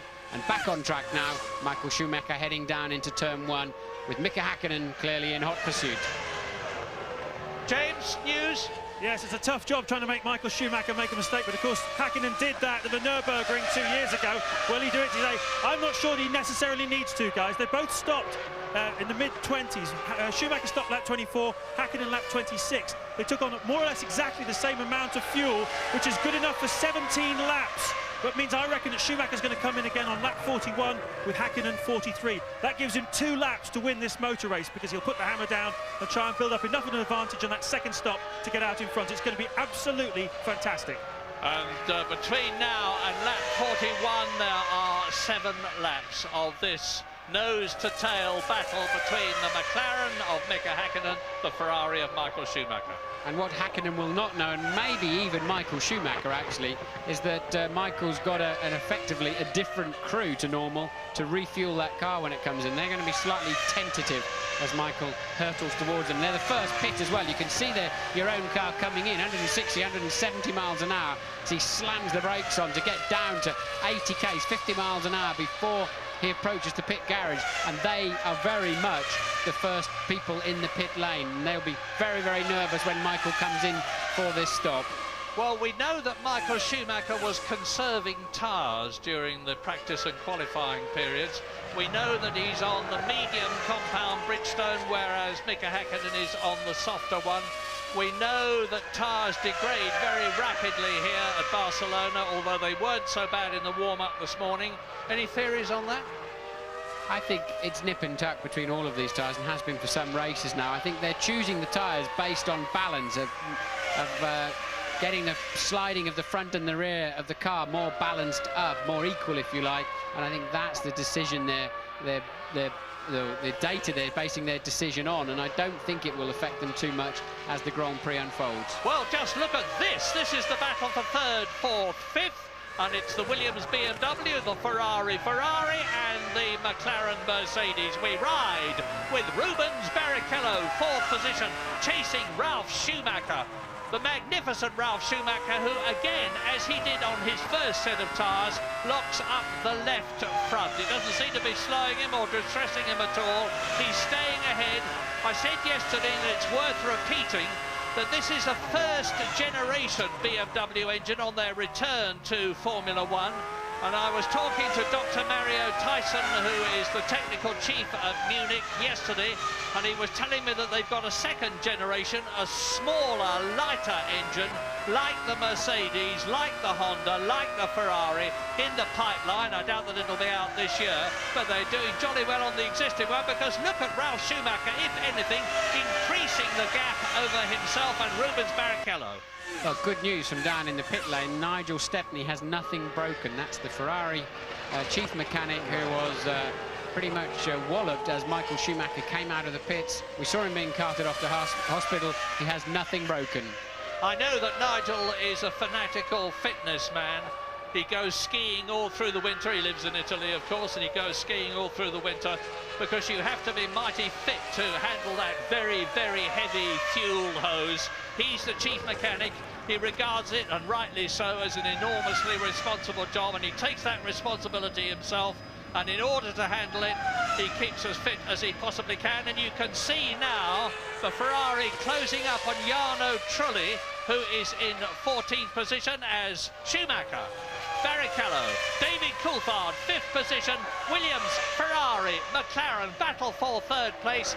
And Mika Häkkinen continues to circulate behind Michael Schumacher, 7/10 of a second behind him at the present moment on lap 37 out of 65. Fastest lap so far, Mika Häkkinen, 1:24.47, which is faster than Michael Schumacher's fastest lap last year, but slower, of course, than Fisichella's 97-lap record.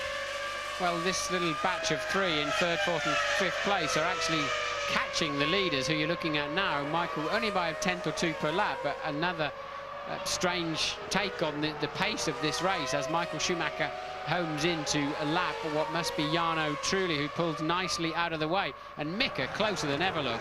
Yeah, you've just got to take your opportunity, because Mika would have seen, just as Michael Schumacher could see, that the Ferrari was closing up on, and he's having another look here, closing up on the Jordan, and he would have said to himself, this could be my opportunity if Michael Schumacher delays a second. I remember that fantastic passing move when Nigel Mansell in the Ferrari took the lead in Hungary from Ayrton Senna's McLaren, and it could have been a similar situation there, but it wasn't.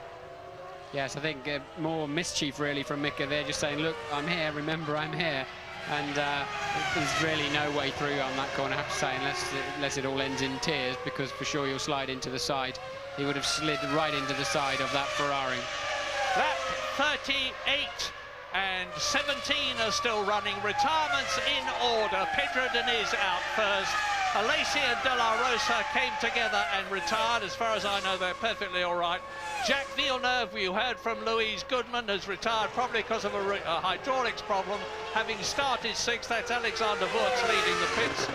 Jos Verstappen is out of the race, so both the Arrows that were actually the fastest cars on the track yesterday in terms of all-out speed, De La Rosa the fastest and Verstappen the second, are both sadly out of the Spanish Grand Prix. 17th last and lapped Marc Genet. Bazzicane has been lapped, Heidfeld has been lapped, Jarno Trulli has been lapped. Now Johnny Herbert is the last driver on the track not to have been, sorry, and he's in 13th position, just behind his teammate Eddie Irvine, who is 12th. And there is Johnny Herbert as I speak in the Jaguar, and coming up behind him, soon to lap him, Schumacher and Häkkinen. Now watch as Schumacher brakes, he submarines and goes down slightly in the car, and all the drivers do that. Just gives you an idea of the energy that's going on inside. If you watch that as they come into the big braking areas, you'll notice their crash helmet sinks down slightly into the cockpit as their body is literally submarining under 3.5 or 4G deceleration. They're both driving a magnificent race. Mika Häkkinen is applying the pressure remorselessly. Michael Schumacher is resisting it remorselessly. Completes his 39th lap, goes into his 40th lap, as into the pit lane comes Johnny Herbert for his second pit stop. The Jaguar mechanics swarm around the car. Off come the front and rear wheels. On goes the fuel filler.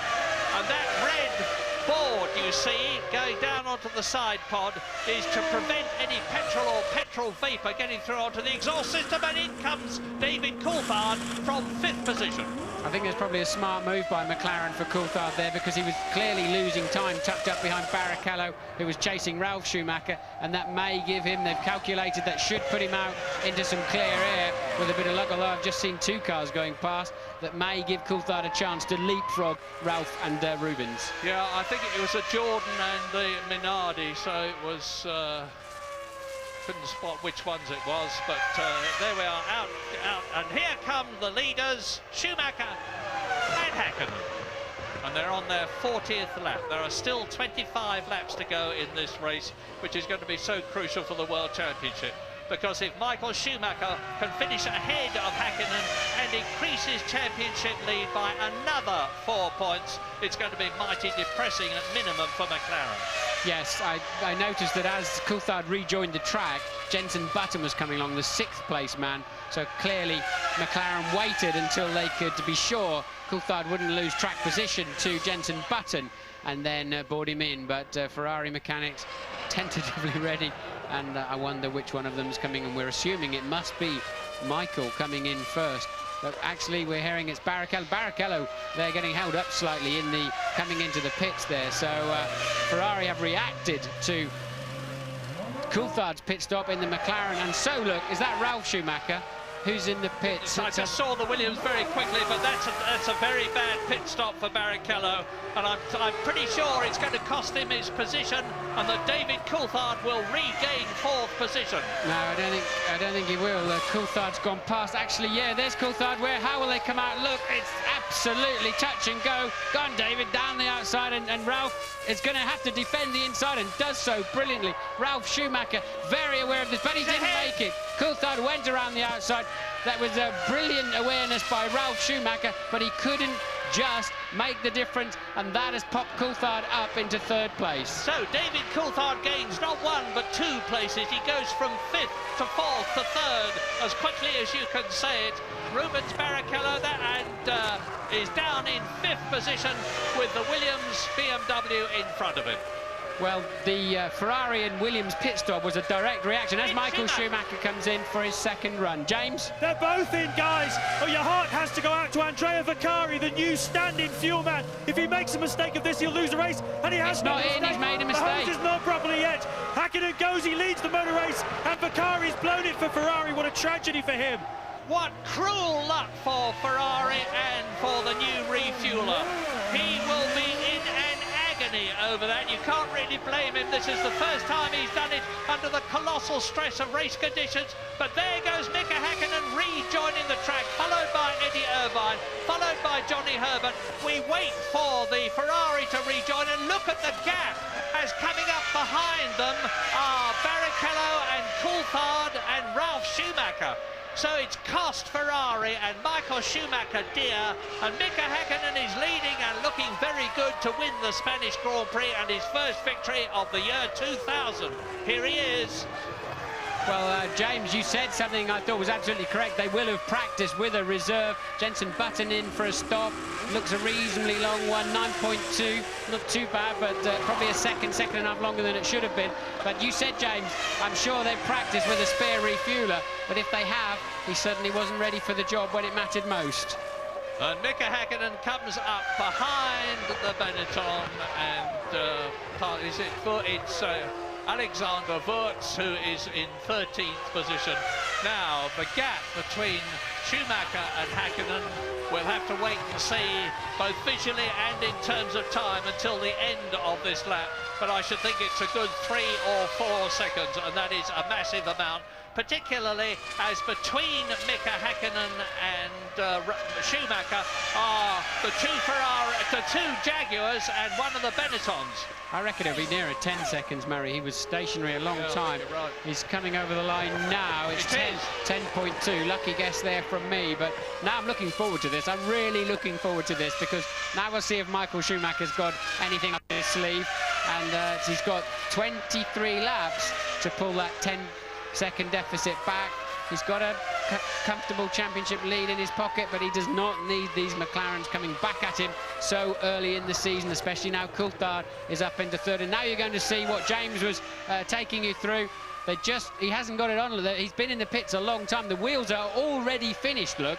Tyre change already finished before the refueling even started. And that's why Michael Schumacher's gone from 6/10 ahead in this motor race to 10.2 seconds behind. Well, the new refueler took a tentative dip at the fuel hose, pulled it out, pushed it back again, and that has cost Michael Schumacher the lead. You touched on the refuelers having to be big guys, Murray, because when that hose is full of fuel and with all the gubbins on the end of it and the valves, I think it weighs several tens of kilos to lump. It's quite a clumsy thing to lump around, and then of course you've got to get it on square.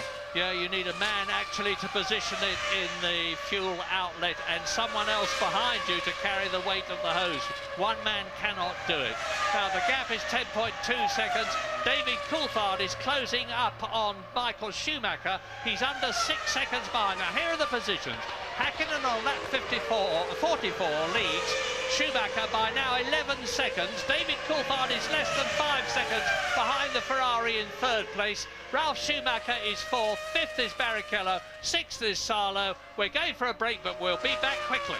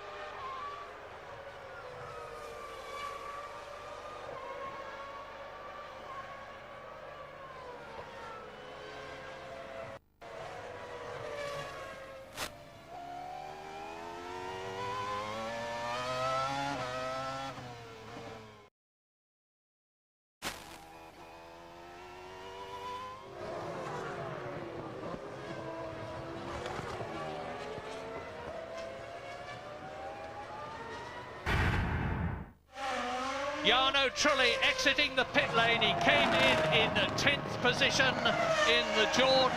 His teammate Heinz-Harald Frentzen is in 9th position.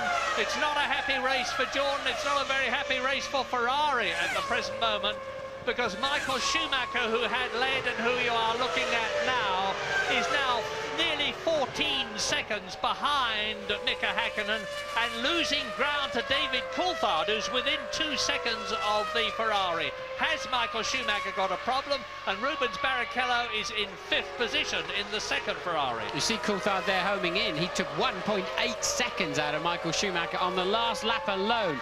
So I don't know whether Michael was a bit dispirited after all of the dramas of the afternoon. Both pit stops have been a disaster, as you've seen for yourself. And Coulthard now with a second win, homing in. Now he's managed to clear the Schumacher-Barrichello fight. He's lapping 1 to 1.5 seconds a lap faster than them. That gives you a very clear indication of just how much time these cars lose when they're following each other in the dirty air of the slipstream. Well, you saw Mika Salo there. He was in 6th position as he came into the pits. And now look at David Coulthard. When the cameraman pulls back a bit, you'll see the McLaren right behind the Ferrari. There it is. This is the battle for second position now. Mika Häkkinen is well and truly on his way. Nearly 14 seconds on lap 47 out of 65 ahead of the Ferrari. One thing Michael Schumacher knows is that Coulthard's not scared to have a go at him. Coulthard passed him in the 98 British Grand Prix, and last year the barge past him. And look at the speed that Coulthard's got. He's in the slipstream. Can he duck down the inside? Michael covering his ground. David having to yield. Don't fall off the end of the track, David. But Michael wrestling that Ferrari through turn 2. And well, you won't go around there, David. But Michael now really, and David at least knows when he gets anywhere near the slipstream a little bit earlier on the pit straight, he can take a good run down the inside of Michael Schumacher. A lot of brake dust coming out of the back of Schumacher's car, and well, he's really carrying that Ferrari at the moment, isn't he? Well, they're coming up behind Jarno Trulli, who's 14th, Johnny Herbert, who is 13th, Eddie Irvine, who is in 12th position in the second Jaguar. There's a lot of traffic ahead of them. This could be David Coulthard's opportunity to nip past Michael Schumacher if Michael gets it wrong in terms of lapping the 3 cars in front of him. But Michael Schumacher will know that just as well as David Coulthard does. And if there was any question of David Coulthard's application, you're seeing the answer to it now. Yeah, but he needs to stay calm. Just stay in position. Don't try and pull any moves in these next 2 or 3 corners. Just get totally ready for the straight. I believe Schumacher's lost a lot of straight line speed. Something's happened in Schumacher's car that's hampering him even between turns 9 and 10. Coulthard was homing in on him down the straight, so if he gets in the slipstream, it's so difficult to stay close behind in that corner. Now, is he close enough? I believe he is, to have a serious go at the end. If there he coming in the slipstream, look, oh, Schumacher's heading towards the corner. David can only just make it when he gets there. Can he get around the outside? Yes, he can. Fabulous, fabulous move by David Coulthard, who passes Michael Schumacher on the outside. Not on the inside, on the outside of the corner. Now that certainly indicates to me that Michael Schumacher has got some sort of a problem. David Coulthard, a magnificent passing manoeuvre. Here it is again. Watch him as Michael Schumacher looks in his mirror to the right, moves across to the right. David Coulthard moves to the left and just drives straight round the Ferrari, as he did to Barrichello in the British Grand Prix at Silverstone. Well, Michael's very aware that you can only move across the track once. He told us in an interview just today, didn't he, earlier on in the show, and that for the second consecutive race, Coulthard sweeps around the outside of a Ferrari, but I believe that particular Ferrari is limping a little. Well, to keep the World Championship alive, this is what was needed in Formula One. McLaren fighting back magnificently, and now they are not only first, but they're second as well on a maximum 16 World Championship points in the Constructors' Contest, with 10 for Mika Häkkinen, 6 for David Coulthard, if they stay where they are now, lap 49 out of 65. Yes, anybody following Ralf Schumacher today will have streaming eyes from all the burning tyre rubber smoke coming back towards them. Ralf, his tyres must look like 50 pence pieces when they take them off at the pit stops, but they're still neck and neck. Ralf Schumacher and Barrichello, they're just 0.6 of a second apart. They've gone over the line, back in 4th and 5th, and Coulthard now 20.6 seconds behind leader Häkkinen, and he's still got 17 laps left to be having a go at that gap too. Coulthard seeming to have a car that's working very well on this third set of tyres. Yes, because don't think that just because Mika Häkkinen has won the World Championship twice in the last 2 years, that this means to say that he has precedence over David Coulthard in the McLaren team. They have equal conditions, and David Coulthard will want to win this Spanish Grand Prix as he won at Silverstone, just as much as Mika Häkkinen does. Perhaps even more after the dreadful happenings that David Coulthard has already had this week. He's totally focused on this race. You can see that if anything, he's mildly, very mildly, stretching his lead as we ride with Michael Schumacher, third place. Have a look at this, Murray. The next man behind Michael is now his brother, just 4.3 seconds back and gaining at 2 seconds per lap. So Michael has, I'm sure, got some kind of problem, and he's now falling back into the hole there. There's Ralph. I can't see Michael down the road, but well, but right behind him, Ralph is the second Ferrari of Rubens Barrichello. So we've got Michael Schumacher Ferrari third, being caught by his brother. Mazzacane, as you see, getting a 10-second penalty, but he's already in 16th position and a lap down. It's not going to affect the race at all. But Rubens Barrichello now is forcing as hard as he can. He can't feel particularly happy about this Spanish Grand Prix so far, because Barrichello started third on the grid. There's Michael Murray just ahead of them, look, yes. Michael Schumacher now, he was 2.7 seconds ahead only as they crossed the start-finish line, and now he can't be much more than, what, just over a second, so clearly limping along. Yeah, he's obviously got a problem. Of course, you can only hypothesise. We don't know whether whether the tyres have gone off, which is pretty unlikely, or whether he's got a gearbox problem or something to do with the engine. I don't think he's unsettled after the fuel filling problems he's had. It's got to be a car problem. I think he's down on power, to be honest. I suspect that's his problem. Either he's missing, he could be missing again, James. Schumacher goes through, Ralph is going through, puts his wheels on the curb, Michael fights back, and Barrichello closes up on both of them, and Ralph Schumacher is stretching ahead. This is a brother and brother. Barrichello goes through. Wow, fantastic, fantastic. Barrichello takes both of them. Michael goes down to 5th place, and Ralf Schumacher goes to 4th, and into the pits comes Michael Schumacher. Just go through the morals of that. He had to shuffle his brother out of the way to let his teammate through. What a terrible position to find yourself in. But Michael did it. He stuffed his brother to help his teammate. Well, is this tyres, Martin? Because there goes Michael Schumacher again from 5th position. Well, on goes a new set of boots. He's going to be lucky to finish in the points at the present moment. Well, Jenson Button is back in 6th position. So a very happy race for Williams, because now both their cars are in the top 6, although Ralf Schumacher is down from 3rd, which he held for so long, to 4th as a result of that fantastic battle we've just seen between himself, Barrichello, and Michael Schumacher, which was resolved in the favour of Rubens Barrichello, who's shot up to 3rd position in the Ferrari.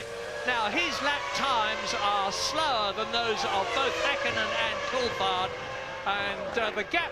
Sorry, Murray, just watch this. Look, Michael just made Ralph work for it. Then he wouldn't yield, even though he knew he was coming in the pits, and still kept going up the inside. I think they just about touch in the middle of the corner. Look, and that lets Rubens through on the inside.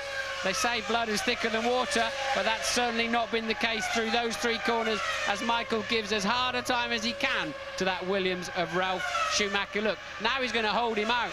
He comes into turn 10, and turn 11, rather, he pushes him out, holds him out, look, and lets, I can only assume that was entirely intentional, and lets the other Ferrari through on the inside. And hats off, incidentally, to our television producer, because he has to decide what pictures you're going to see, and he certainly chose the right ones there with those replays, as Bob McMurray in the McLaren pit smiles at the way things are going, as well he might do, because his man Mika Häkkinen is leading, his man David Coulthard is second. McLaren Mercedes are 1st and 2nd in the Spanish Grand Prix, looking good for 16 points. We're on lap 52, 13 laps to go. Barrichello is slower than both the men ahead of him. It's looking good for McLaren. Well, what will be interesting to see next is can Jenson Button start homing in on Michael Schumacher. He's currently 11.7 seconds behind him. Michael down to 5th place, Button in 6th in the BMW Williams. And can he now start attacking the man who's currently leading the World Championship, who's about to get a bit of a dent in his points lead? Yeah. Right, we're going to take a break, but rejoin us for the rest of the Spanish Grand Prix when we're back.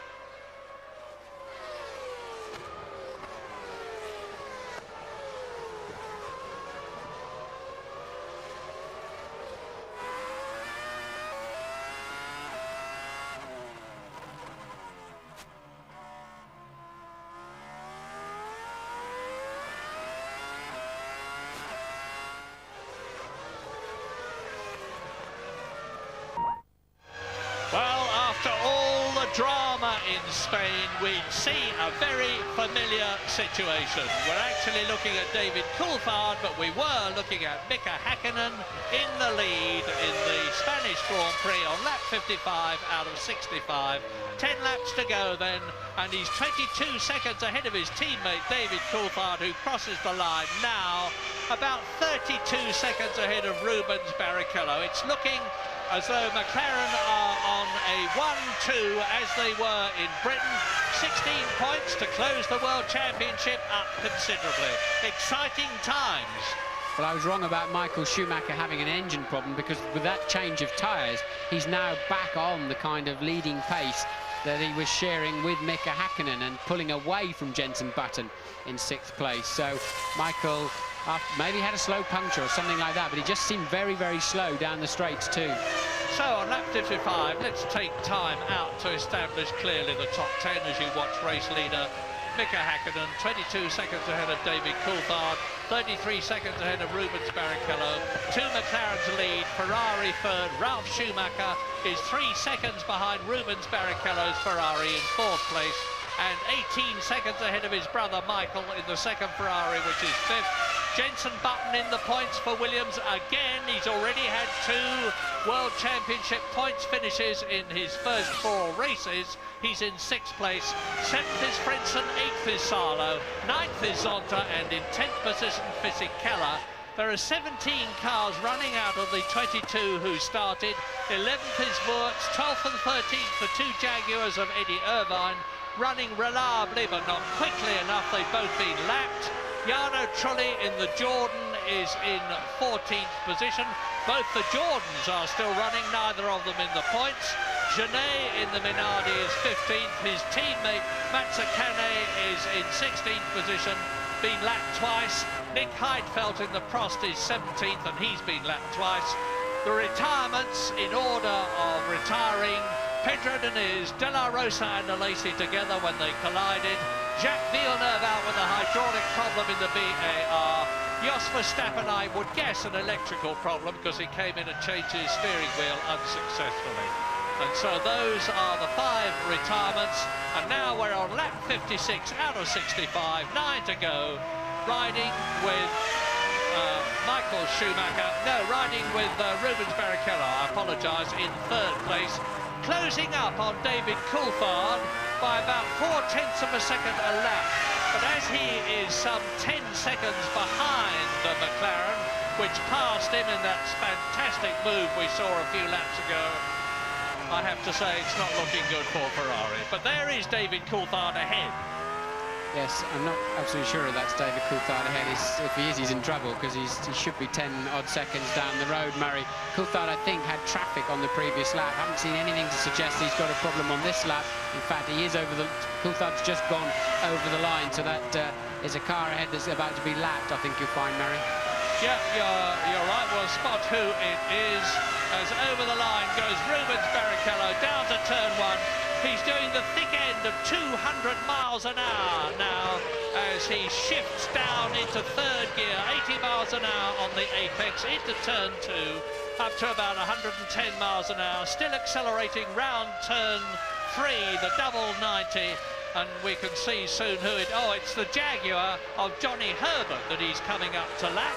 Johnny Herbert in 13th place has already been lapped, of course, by Mika Hakkinen and David Coulthard. Rubens Barrichello there in 3rd position. Well, Barrichello was 2nd in Australia and 4th in the San Marino Grand Prix. He's had a couple of retirements, and that is Nick Heidfeld, 17th and last, after his 4th pit stop.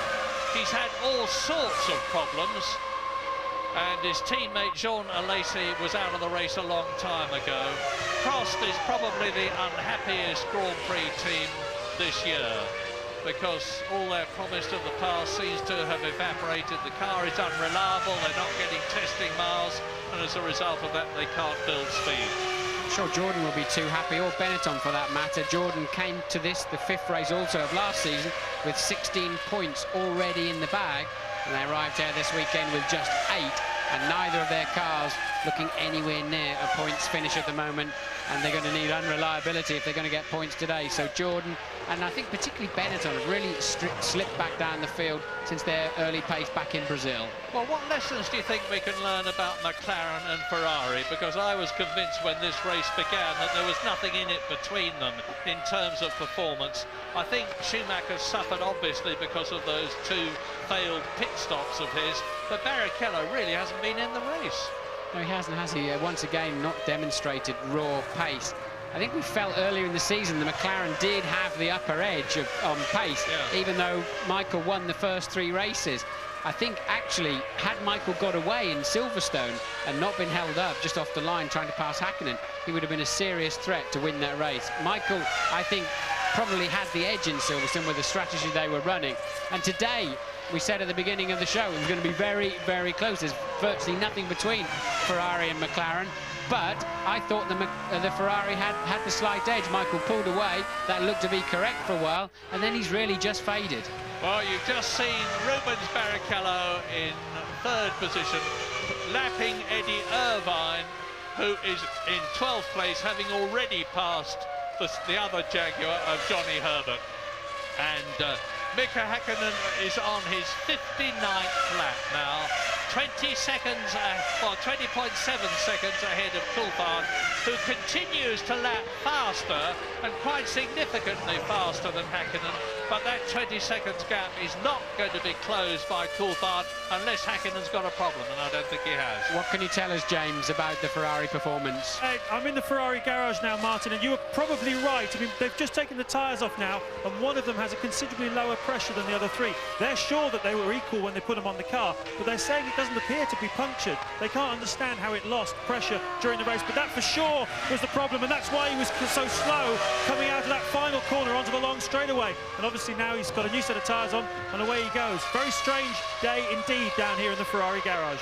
Well, as an ex-tyre employee, I can only hypothesise that it is a faulty bead in the tyre. More of that later, maybe, and maybe not. Lap 60 now, 5 laps to go. Häkkinen can pace himself now to his first victory of the year 2000, his first 10-point finish, and to close up the gap in points between himself and Michael Schumacher by a minimum of 8 points, because Michael Schumacher's only on 2 points at the present moment. He looks as though he should get them, because he's pulling away from Jenson Button, who looks like getting his 3rd points finish in his 5th Grand Prix in his short career. It's an incredible performance if he does, and Williams can be rightly proud of themselves, BMW can be rightly proud of themselves. But McLaren, I can just visualise Ron Dennis, because after they'd finished 1st and 2nd in Britain, Ron smiled quietly at Louise Goodman when she was interviewing him and said, not bad. Well, he's probably going to be saying the same thing again, but not bad would be a masterpiece of understatement. It would be a quite magnificent victory for McLaren, for Adrian Newey, who designed the car, for Mario Ilion, who designed the Mercedes-Benz V10 engine, and for everybody who'd been associated with it. Not least, of course, Bridgestone for supplying the tyres.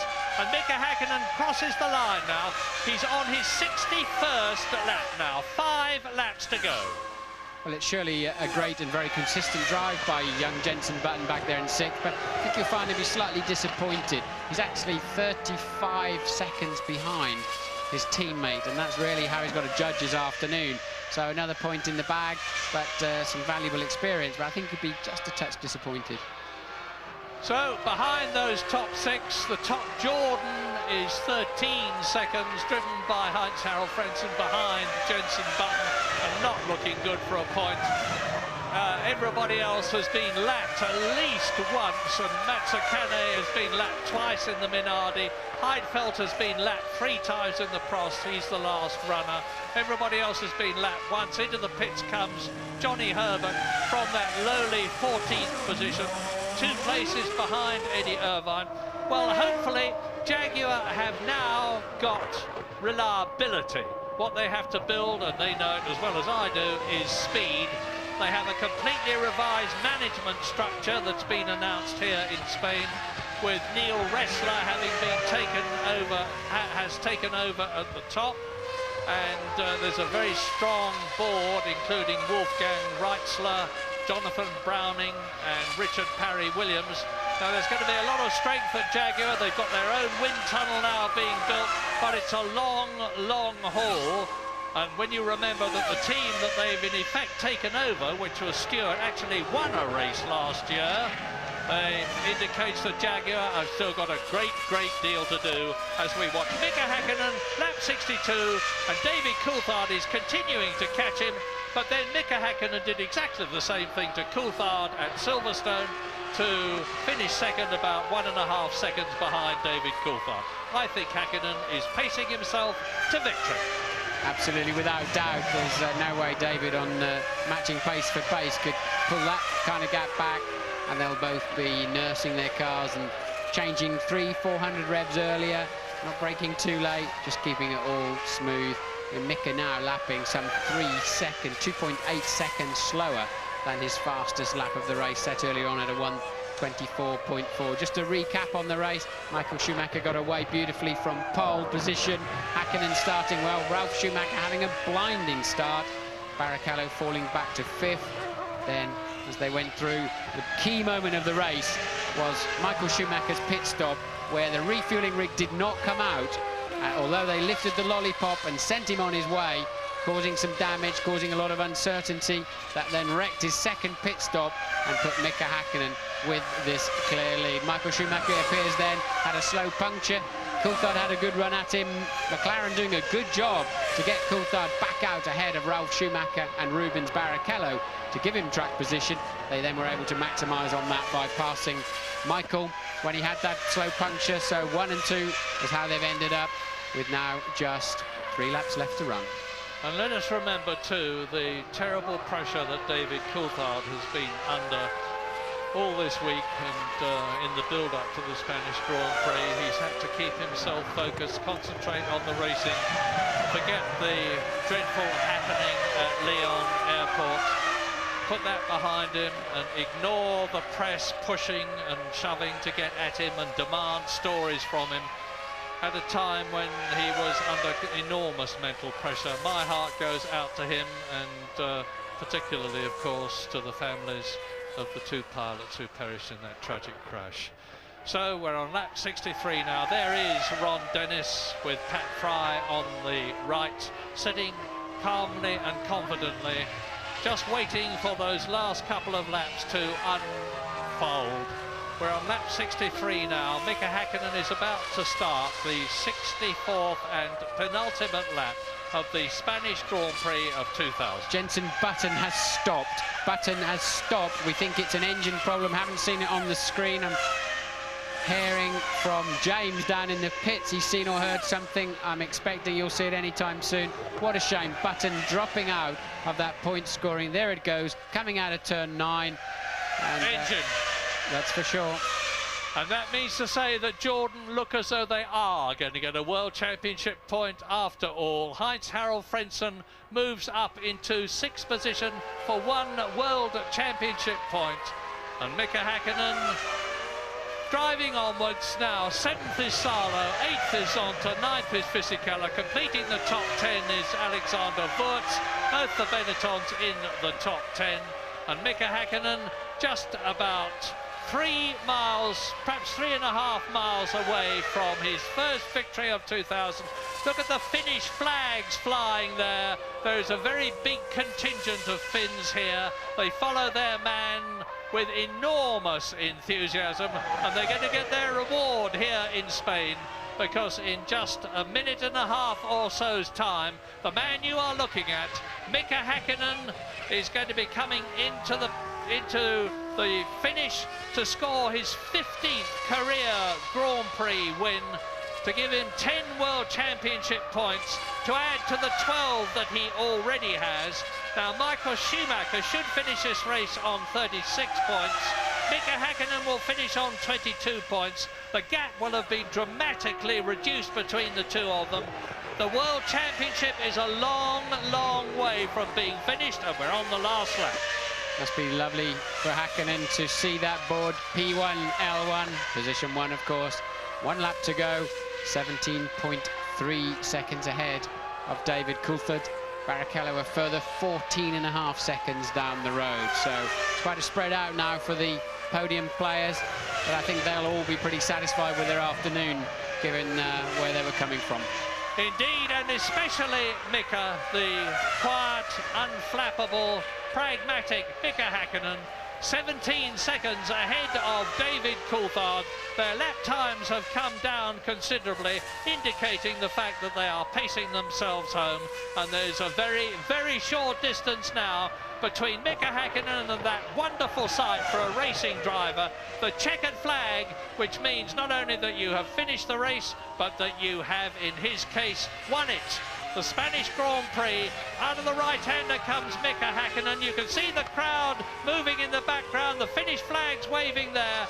Into and out of the last corner now comes Mika Häkkinen, crossing the line, and it is victory for Häkkinen, McLaren and Mercedes in Spain. And the mass of blue and white flags, it's a very happy, a very relieved Mika Häkkinen. David Coulthard, I'm just looking to see whether, yes, David Coulthard goes through in 2nd position. There he is. So, for the 2nd race in succession, the McLaren team have scored 16 World Championship points in the Constructors' Contest, as Rubens Barrichello finishes in 3rd position. Now, is it going to be Ralf Schumacher in the Williams BMW in 4th place in just a few seconds' time? Yes, over the line he goes, and Heinz-Harald Frentzen is 35 seconds down the line. Only 6 people will have completed the full race distance. Great day for McLaren. Many people here expected the Ferrari to have the edge and possibly even scamper off into the distance today.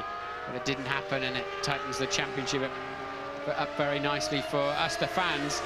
And certainly any ideas that this would all be over by July or August this year with a whitewash by Michael Schumacher is firmly out of the window now. I think, Murray, we're in for quite a tight championship yet again. Indeed we are. And you saw an overjoyed Mario Ilian there, who'd had engine problems in the Australian and Brazilian Grand Prix to put right. Ferrari won those 2 races very convincingly. But now in the Drivers' Championship, Mika Häkkinen is up into 2nd place ahead of David Coulthard and 14 points behind Michael Schumacher, and 2 points ahead of David Coulthard. Rubens Barrichello, who started this race equal 4th in the championship, is now just 1 point in 4th place ahead of Ralf Schumacher, and Fisichella well down in 6th position. Now McLaren are only 7 points behind Ferrari in the Constructors' Championship. The World Championship of 2000, which at one time looked as though it was going to be a Michael Schumacher and Ferrari benefit, is proving, thanks to a couple of brilliant races from McLaren and Mercedes, to be quite the opposite. I'd love to be in the room when the 2 Schumacher brothers get together. They do tend to get together just after the race and going and have a drink at a certain place in the paddock. And it's going to be a very interesting conversation, because if Michael didn't intend to wrestle his brother out like that, and I think he probably did, then he certainly made a bad error and cost his brother a place. So they're going to have an interesting conversation one way or the other. Thumbs up from Mika Häkkinen all the way around the track. He's obviously absolutely overjoyed inside the cockpit there, and with every good reason. Touring home, the flags flying. Well, I said before that sometimes the Spanish Grand Prix, and particularly last year, has been processional, anything but this year. That was the Michael Schumacher, Ralf Schumacher, Rubens Barrichello situation was certainly one of the most exciting passing manoeuvres I have seen for a very, very long time. Here's Rubens getting out of the cockpit, and confirmation about the Constructors' Championship, with Ferrari just being 7 points ahead of McLaren Mercedes, and Williams BMW holding their 3rd position ahead of Jordan. But Coulthard struggling to get out. The last time I saw him before the race, he had a frozen bag on his ribs, and he was laying down, and he looked like he could barely walk out of the motorhome, let alone get in a Formula 1 car.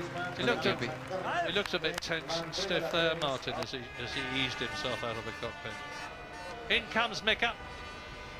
Now, when he gets up onto that podium, are we going to see him replicate the Michael Schumacher jump? I don't think so. Both David Coulthard and Mika Häkkinen are pretty conservative chaps on the podium, and they're both up there again for the 2nd race in succession. Only one Ferrari driver, but once again Williams BMW have got one of their cars. It looked as though it was going to be both of them in the points. So the pole sitter has still yet to win a race since the last Hungarian Grand Prix in August of 1999.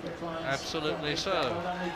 Congratulations to myself. I'm delighted, says Mika Häkkinen, as Ron Dennis and Jürgen Huppert from Mercedes-Benz congratulate him. Love to know what Ron's saying to him. Ron will be filling Mika in on certain events that Mika may not be aware of earlier on in the race, and Ron likes to keep the corporate stuff under control, and I think that's the right thing to do. Mika's going to go up onto the podium. The next thing is he's in the press conference and then the unilateral TV, so any little bit of information he can gather between getting out of his crash helmet and facing the world's press is very, very useful. That's Norbert Haug, who is the Mercedes-Benz competition boss, who is quite rightly congratulating him. Now they go into the scrutineering area to be weighed, something that we've seen many times in the past. It is a formality. There won't be any problem with Mika Häkkinen's weight, and there won't be any problem about his combined weight with the car being under the permitted lowest level. There's always so many Finnish flags in the crowd. I don't know whether anybody lives in Finland anymore. They seem to be scattered around all the places we go to for Grand Prix. I think a lot of the fans actually buy flags irrespective of their nationality, of the nationality of their hero. I remember at Imola, I went up to 3 Union Jack wrapped chaps after Nigel Mansell had won a race and said, that wasn't bad, was it? And they said, okay. They were all Italians. Very good.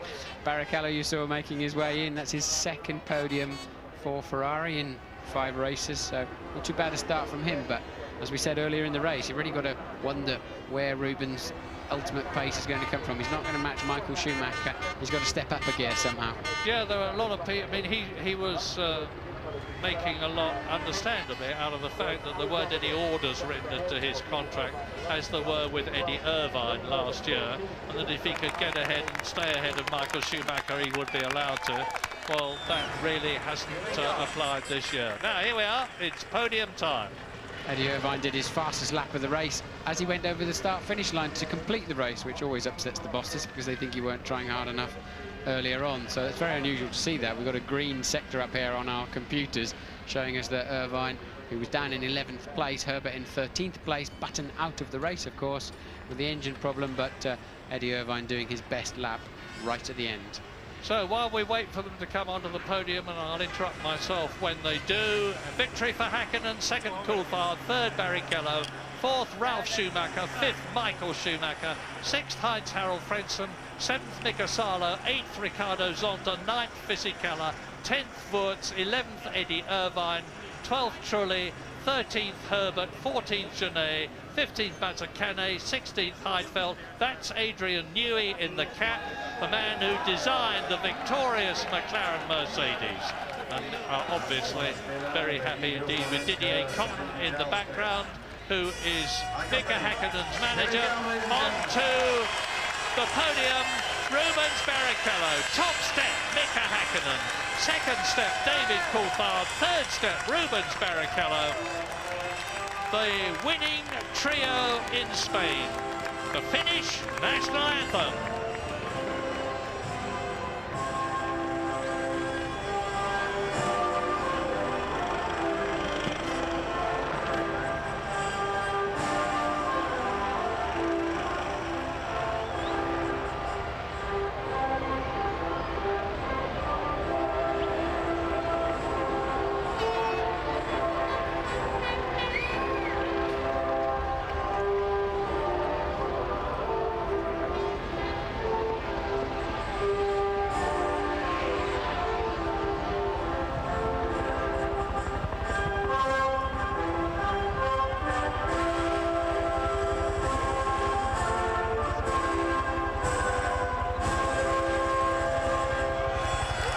David. Well done, Mika. Well done, Rubens. And there is Heidi, who is David's fiancée. Very happy woman.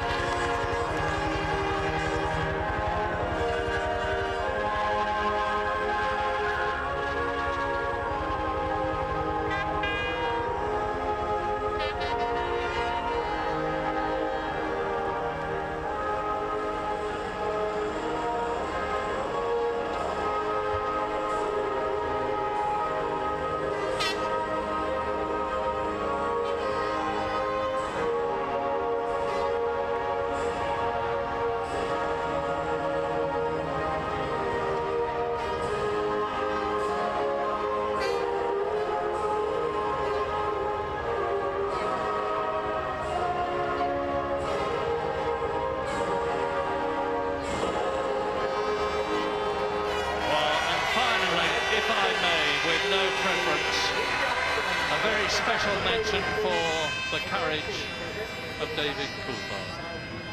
He drove a magnificent race to finish 2nd to his teammate Mika Häkkinen, who now receives the winner's trophy. It's from the President of Catalonia, in which of course Barcelona is situated, on this excellent circuit where they do so much testing. A replica of a modern Formula One steering wheel. And David Coulthard gets a similar one soon, but the boss of the Olympics, Juan Samaranch, gives the Constructors' Trophy to Jürgen Huppert of Mercedes-Benz, as David receives his trophy, and then Rubens Barrichello. So, a convincing and magnificent win for McLaren and Mercedes-Benz, who have defeated the might of Ferrari here in Spain fairly and squarely.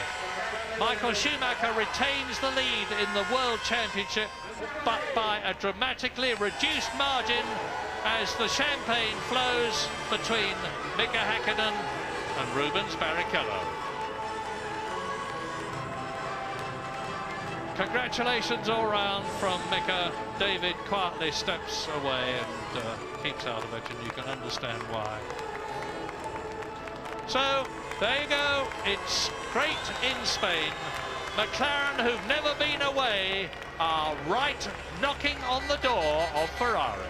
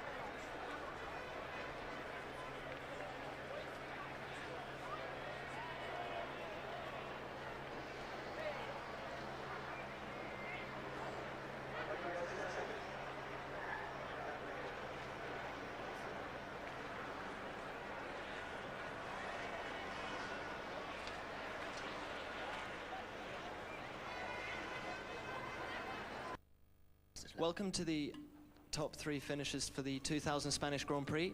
Mika Häkkinen, David Coulthard and Rubens Barrichello. Many congratulations. This is your third victory in a row here. You must feel very pleased.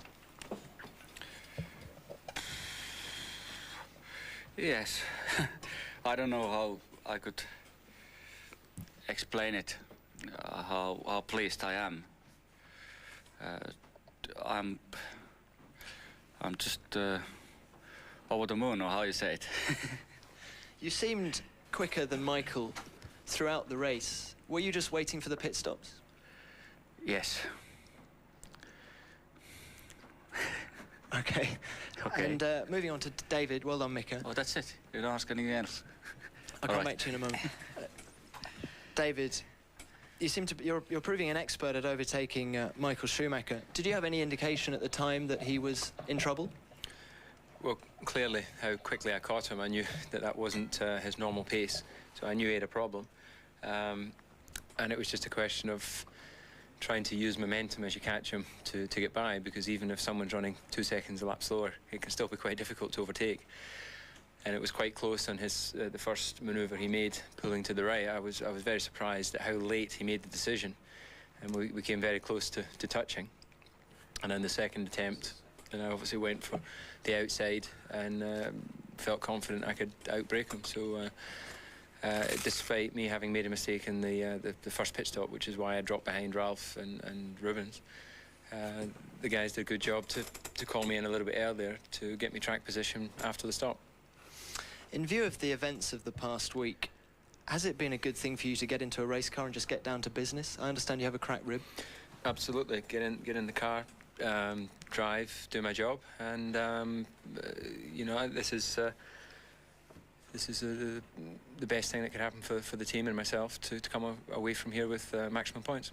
Well done, David.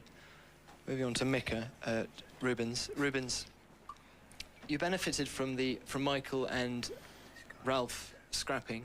Do you feel that you owe this podium to Michael? Well, in a way, yes. I must admit that you know, the race wasn't really good up to that point, because you know, you run behind people, and even if they are 2 seconds slower, you just there's no way to overtake. So basically, I had my race was that. You know, I was looking forward when I on the pit overtook David, and I was looking for that again with Ralph. But as far as I'm concerned, I think the team had a problem with Nigel, and who was putting the fuel in, and then my pit stop was quite slow. So then I lose for both, and you know, my only chance was when I saw we were approaching Michael, and I was lucky to drive by both. Nou, de man met het grootste verhaal, dat was Rubens Barrichello in alle geval. Want Hakkinen...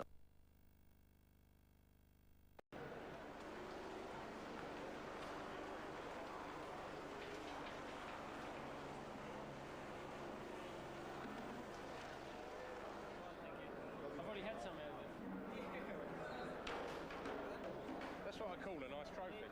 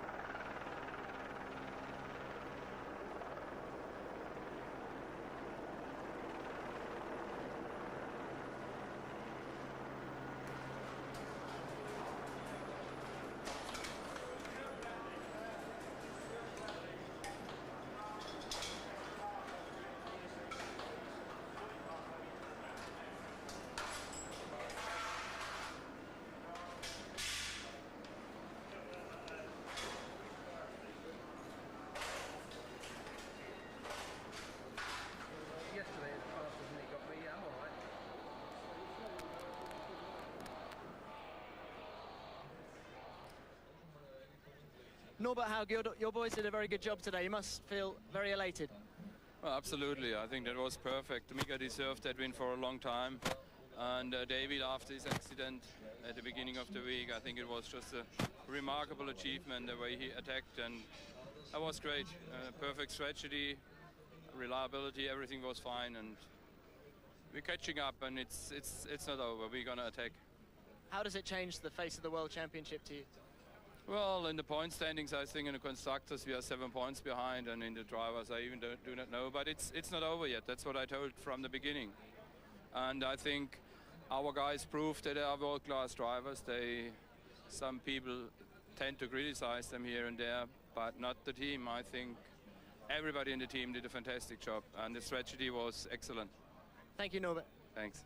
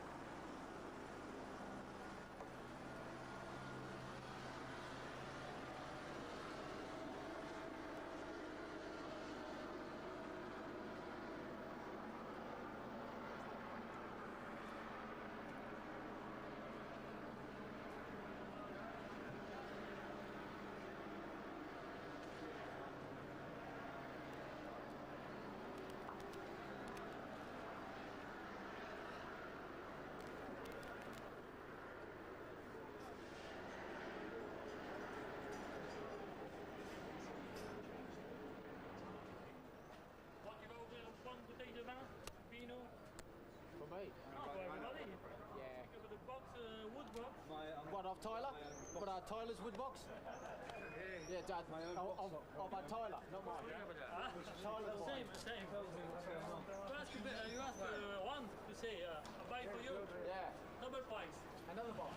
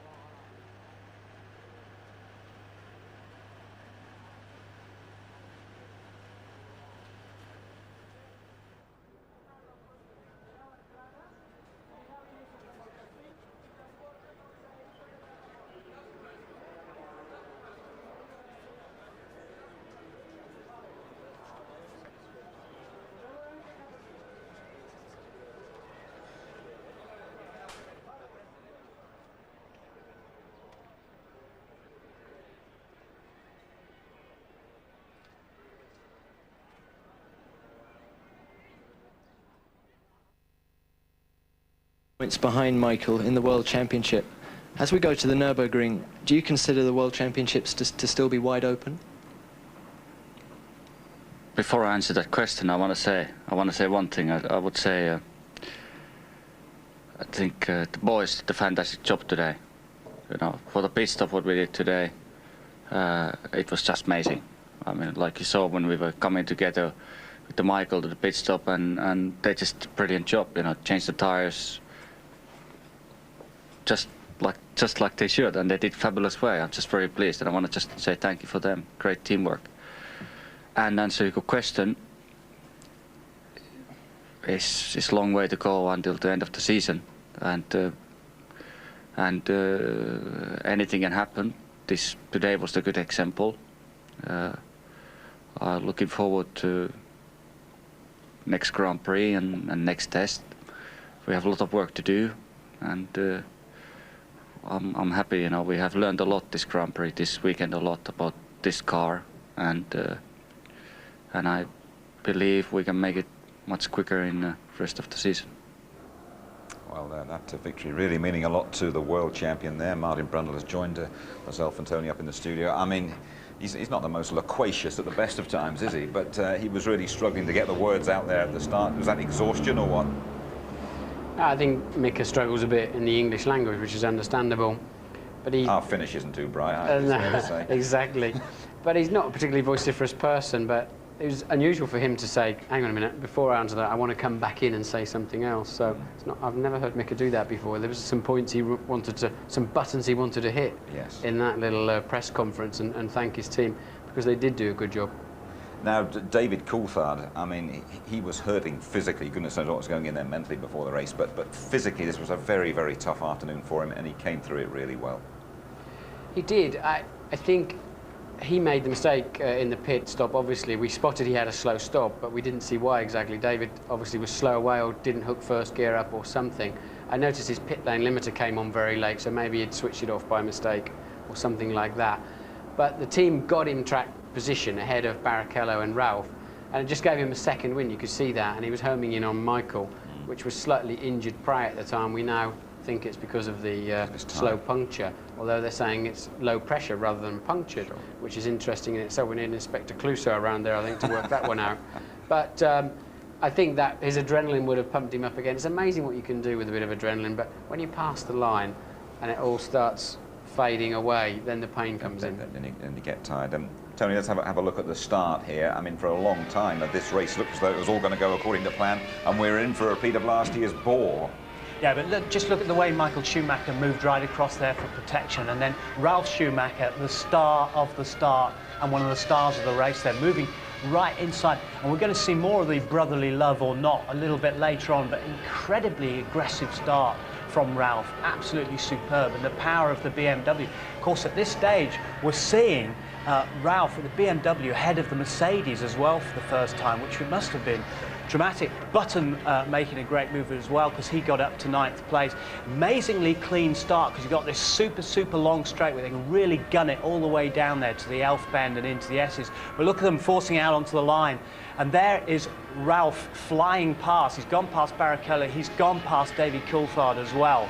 And back he has a go. And this was the frightening bit. Could this have been 97 all over again at the Nürburgring when he took his brother out, when Michael was on his championship charge? That blunted his charge at the time. Sure. Before we look at that, the pit stop, the Michael Schumacher pit stop, I mean, you have been in charge of those pit crews, and you know exactly the adrenaline that flies around down there building up to a pit stop. Yeah, but it's worse now because the races are won and lost in the pits. You know, the Grand Prix may as well happen in the pit lane. And these guys are now seriously training. We had a feature before the start of the race with Bernie Shrewsbury and this Human Performance Centre. Guys have really got to get fit, and that's why Stepney's had to get fit. And, you know, this is a real problem. And Martin identified, you look at the Lollipop Man, look, now the hose isn't off, but he lifts up and then tries to put it back down. And poor Nigel Stepney, who's a great mate of mine, I work with him at Lotus Benetton, all sorts of places. Ironically, there he is. He's the Englishman that's knocked that crew into shape. He's the guy been responsible for all their training. And it's one of his own men that lets him down, the Lollipop Man down there. Now, I can't quite see whether the wheel the rear wheel goes over his head. It just looks like it knocks his kneecap, which of course is even worse for him as well. It could be ligaments or something like that. There he is, poor Nigel. But as soon as that lollipop goes up, as a driver, you've got to go. You're gone, aren't you? It's a hair trigger, and you depend totally on that man. You can't. There's so much action going on around the car, and the car's such a stiff thing that, you know, as the wheel guns are on each tyre and the refueling on and off, the car's moving anyway, so you can't identify which movement is which. So you depend totally on that man. You can't see anything in your mirrors. It's filled up with your mechanics' overalls working on your car. I had exactly the same thing happen to me in a sports car race once. Really? It's the reflex action. They went to pull the refuel off and it didn't come off first time. The lollipop man's hair trigger reflex is up, and we all know about Schumacher's reflexes. I can now see why Michael didn't hesitate, because actually it brushed the Nigel Stepney to one side. It didn't run over him as such. The lollipop man panicked, of course, and just about slapped him on top of the head. Okay, well, we can actually hear from Nigel Stepney. We saw him being carried away there, and, well, obviously smiling, recovering, and talking to Louise Goodman. Nigel, how are you feeling? Better now than before. Is there any damage? It's just stretched a ligament or broken a ligament. It's just swollen a little bit. It must have been a very, very nasty moment, frightening moment. Well, I think what I remember of it, yeah. And your thoughts for the man who's had to take over from you? Very many. Were you watching whilst you were in the medical centre? Yeah, I saw what happened. Well, we're glad you're all right anyway, Nigel. Thank you. It's great to see Nigel Stepney smiling there. We will see, of course, what happened when he wasn't around when you rejoin us. We also have the result of our competition, and we will be talking to Michael Schumacher. See you shortly. You're back with us in Barcelona. Let's take a look at this absolutely crucial second stop then for Michael Schumacher. Nigel Stepney carried out of the pits, and Andrea Vicari, the guy given the responsibility. Tony, you first. Well, we're not sure what the problem was, whether the flap didn't open or whatever. We're getting some information from James that maybe was the case, but whatever it was, they couldn't get that hose on properly. And both of them had come in at the same time, so it was the battle of the pit lane, the battle of the Grand Prix. And over 10 seconds, we found out that Michael Schumacher lost in there. The trouble is, mechanical or otherwise, Ferrari will be panned in Italy for that. The crew will be panned for it. And as Nigel Stepney says, what happens in the village of Maranello after the race, he said, if we've done badly, none of us go out, because you get in such trouble in the village. If you do well, you go out, everyone buys you drinks. You know when they only had 3 wheels on the wagon last year? Correct. They put a wheel in the middle of the town square and said, we found the wheel for you. They would like to put somebody in the stocks as well, and Senor Vicari might be the fella, but perhaps he's got a good case on his own behalf. Somebody's telling a few fibs here. The flap was clearly up when we just saw that replay, which is the first time I've seen the replay. The flap was up as he came in. But, you know, the man's thrust in to refuel Michael Schumacher's Ferrari while he's leading a Grand Prix, leading the World Championship. He had one shot at getting a very heavy refueling rig on square, and we should all go and try it sometime. I'd like to give. I have tried it once. Perhaps we'll do that next time round. It is not easy. Yeah. Now then, Michael Schumacher again. He was having a bit of a problem with one of his tyres, but David Coulthard, I mean, he wasn't to know that, but he was really swarming all over him, and he finally got his man, Martin. Yes, David's just got this thing in his mind that he can overtake Michael Schumacher whenever he needs to, and he won't let go. And this is the first one that David said, I'm a bit surprised how late he decided to move over. To be honest, I think Michael was completely fair there in what he did. Michael wrestling the Ferrari. And what's now clear is he had a low left rear tyre pressure, which was giving Coulthard a run on him at a crucial point onto that pit straight. And Michael then knew with the poor handling car, if he tried to dive up the inside, he would simply have run straight into the McLaren. And he had to yield, and David was very positive. David said something interesting. He said, I caught him quickly and I wanted to pounce straight away. There we see it again. David then on the correct part of the racetrack, so he knows he can turn in, he knows exactly how much grip he's going to have, and there'll be a satisfied grin on his face behind that. That's 2 races running. He's done that to a Ferrari. Is he a more confident type of guy these days? He seems to be, doesn't he? He's prepared to have a go. And what's frustrating for me is seeing all of those people when they're following another Formula One car, and you think, well, have a go, for goodness sake, have a go, give Murray something to talk about, you know? And they seem to be just holding station. and then they get ahead and they just disappear into the distance. Yeah. This is the place, of course, we're not supposed to overtake, isn't it? So he's laid that one, hasn't he? What about these old Schumachers up here then? I mean, the brotherly love bit went out of the window, but a tough choice. I mean, you either look after your brother or you look after your team. Yeah, but you see, Michael Schumacher, again, he's been panned in the Italian press and in the UK press for going soft on his brother after the British Grand Prix and not having a go at him when he went inside him at Bridge. This was not only tactical, but he got involved on the outside. Almost his left front there on the side pole of his brother Ralf Schumacher. No love lost whatsoever. And Barrichello diving through and taking the third place. But Ralf is extremely, look at this here, sliding away all over the place. Just sensational stuff between the two brothers. But the fact is that Michael does look out for his younger brother, and he does tend to give a little bit away. He's looked after him all his life. He says he always gets his own way, and here he's almost getting his own way then again. But Rubens Barrichello earns the place from this particular... Look at that. Martin, you're smiling looking at all that. I get the impression you'd have loved to have been among that little lot. I would have loved to have been in there, to be honest, but that is the soap opera part of Formula One that just makes me smile. I really did enjoy all of that. And Michael's... I hope he did it on purpose, to be honest, because it was a very skillful piece of driving to... move other people's Formula One cars around whilst controlling your own and allowing your teammate to take position. Give us an insight into that chat you were speculating about between the two brothers that's going on now then. I don't know, I mean, they're both quite strong-minded people. I don't know what mum and dad say sitting on the settee at home, sort of, you know, I don't know which side they'll take on it, whether they'll take Big Brother's side or what, but it's a simple fact.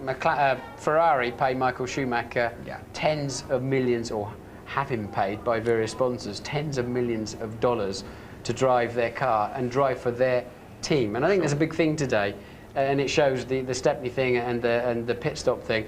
You know, a racing driver, a Grand Prix driver, can't always win Grand Prix by himself. You need all of the team players around you. OK, thanks, Martin. Let's hear what Michael Schumacher himself has got to say about it all. Here he is then in conversation with James Allen. Michael, great news obviously is that Nigel's OK, but a terrible day for you really. You must be quite upset. No, upset is the wrong word, but a little bit disappointed. It was what was the problem exactly in the middle of the race? I heard that you had some problem with one of the tyres, is that right? I had a puncture, yeah.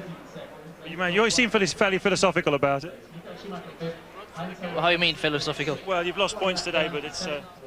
I mean, that was expected. One day it would come for us, would come to us, and today it was the day, unfortunately, but still 2 points and long season to go.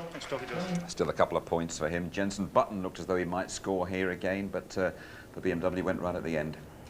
Yeah, it did, and I mean, BMW still have some problems, especially with the oil, and they have to change the oil quite regularly in the engines, but there's no question about the power of them, despite that they're heavy, despite that the cars were quite difficult earlier on in the season to drive.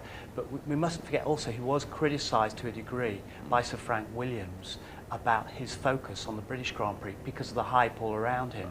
And as Martin alluded to in his commentary, there's been a lot of press speculation about all sorts of things. Him moving to Monte Carlo, and he doesn't care about UK and Union Jacks and things all going on. Put that all behind him, and he was heading for a championship point. As I think you mentioned in your commentary, one or two of the tabloids have been giving young Jenson a bit of a slapping over the last couple of days. And has he got to get used to it, or what's the form now from now on in, do you think? It's a free-for-all out there, isn't it, really? I mean, we're busy as racing drivers trying to race each other on the track, and the newspapers are busy trying to get the next headline, and they seem to have no bounds as to where they will go to do that, to sell. And even the motor racing specialist press are becoming almost tabloid in the way they go about it. I mean, lots of people watch it. It's big business, Martin. I can tell you that. That's fair enough. I mean, it's fair game, and you have to watch out for it. They've got a job to do. We've got a job to do. But it sort of creates a bit of a war in the end. Yeah, I know what you mean. Let's just to remind you how things look now. Then in the Drivers' Championship, he's still well clear, isn't he? Schumacher 14 points, but the McLaren's catching up. David Coulthard back in third. Then Barrichello, Ralf Schumacher, and Giancarlo Fisichella. OK, now the result of our competition. Thanks very much, by the way. Scores of you entered. It's a great prize, a magnificent sporting doubleheader in a fortnight's time. First, the winner goes to the FA Cup final, Chelsea against Aston Villa. And then next day, you're whisked to the European Grand Prix at the Nürburgring. Johnny Herbert had that emotional win for Stewart there last time round.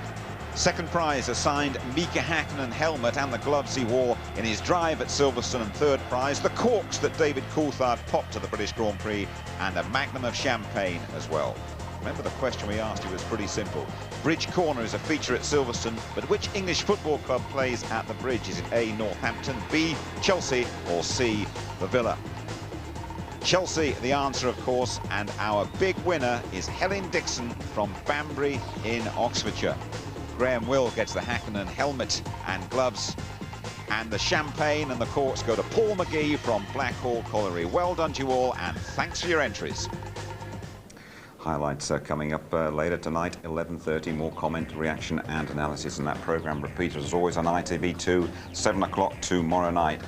And so we return on Cup final day for the European Grand Prix just before midday for our live qualifying. The race itself building up from 12:15, highlights at 11:50. And there we are then, McLaren delivering at their favourite circuit. It's another 1-2 for Michael Schumacher and Ferrari, though. This one has been the pits. Bye-bye.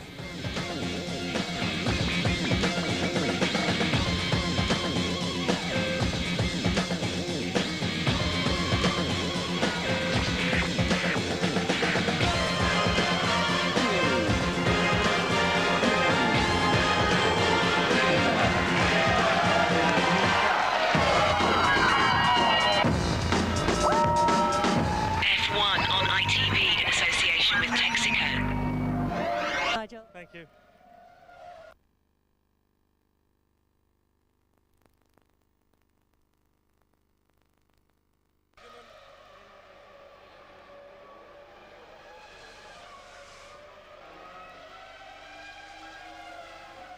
No, what happens has happened. There's nothing we can do about it. We just have to learn from it for the future. Thank you.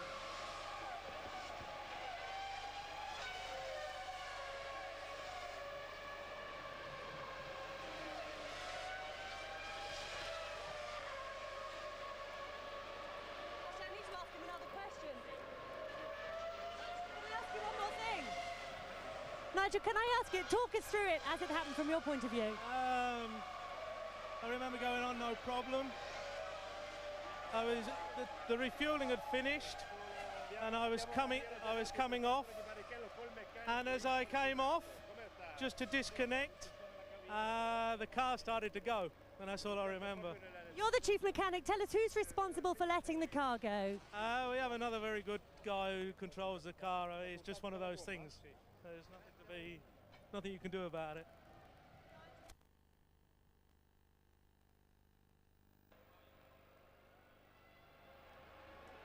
Yeah, that's right. Whilst it's all been happening in the pit lane, Jack has gone out of the race. Jack, what was the problem? I don't know, the throttle stopped working, and right away the car caught fire at the same time, so maybe a hydraulic leak, I don't know. Thanks.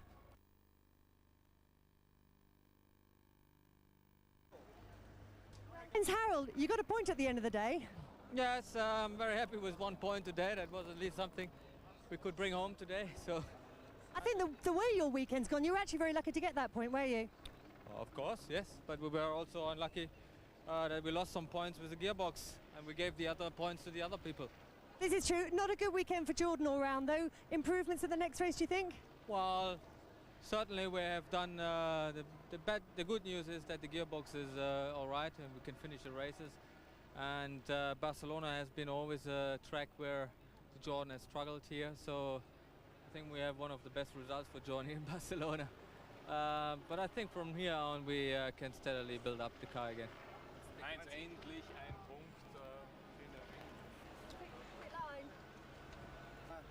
Eddie, not a brilliant day for Jaguar. The word lackluster comes to mind.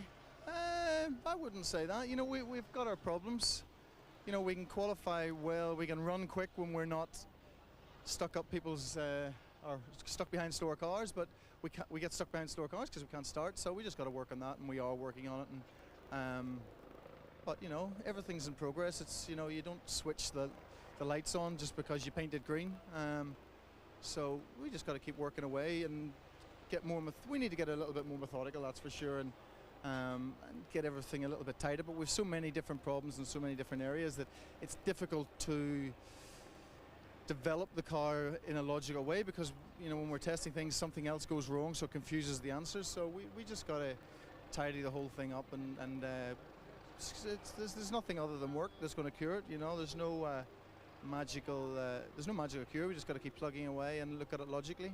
Was it the start that cost you today? Was it the clutch again? Well, it's another one of the just atrocious starts. I've only made one this year, and that was really lucky in Brazil because I nearly stalled it. Normally I either nearly stall or I light the rear wheels up. There's no medium, so today again it was just lit the rear tires up and sat there going nowhere. But you, not the car? Well, I never had this problem for 3 years, so we got to work on it. There's ways to make better starts. We haven't got them ways yet, and you know there's things happening that we're not quite sure what's happening, and we just got to work on them. And there's no magic.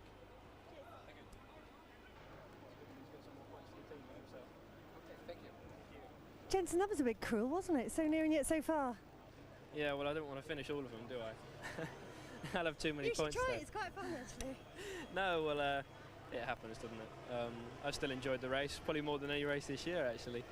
But starting 10th, which would have been 11th yesterday, was good, and also I had a good start, which I was happy with. Could have been better, but I was a bit cautious. And being in 6th position, I was very, very happy with leapfrogging the Jordans on the second stint. So just looking forward to the next one. Some good tactical calls from the team. Yeah, the team did a good job with myself and Ralph, and I think I'm getting better in the pit stops now. At Silverstone I wasn't too good, but it's getting better, and I'm sure it will for the next race. Practice makes perfect. We're going to see you on the podium soon. Be nice, wouldn't it? But we'll see. Well done today. Thank you. You said you enjoyed it more than any other, any particular reason?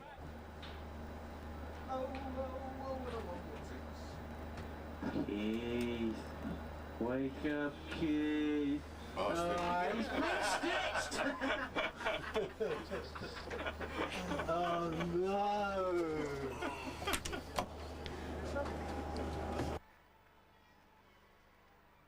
Ron, a very dramatic day and a dramatic victory for McLaren. Indeed. It's a great victory. I think both drivers did a fantastic job, but I'm particularly pleased with the team and the strategy and the way we varied it and the outcome. It was a satisfying day for us. It was a very bold move on your part, obviously, to bring Mika's stop at the same time as Michael's second stop, because you knew you were going to put so much pressure on poor old Andrea Vaccari, the stand-in fuel man, and it worked, didn't it? Really, we were optimistic that we could get in and out faster than Michael, because we're taking a bit more fuel, and we knew the stop was going to be shorter anyway. I don't think their fumble caused it. I think we were going to have them anyway, but I would say that, wouldn't I? Murray said McLaren, who were never far away, are now right back in it again, and I guess that's pretty true, isn't it? Well, as I've said over the last few weeks, you know, the way to eat an elephant is one mouthful at a time, and that's the way we had to take the points gap. We're still not there, but it's another step in the right direction, and I'm sure everybody in Woking feels delighted with the result. Great day, well done, Ron.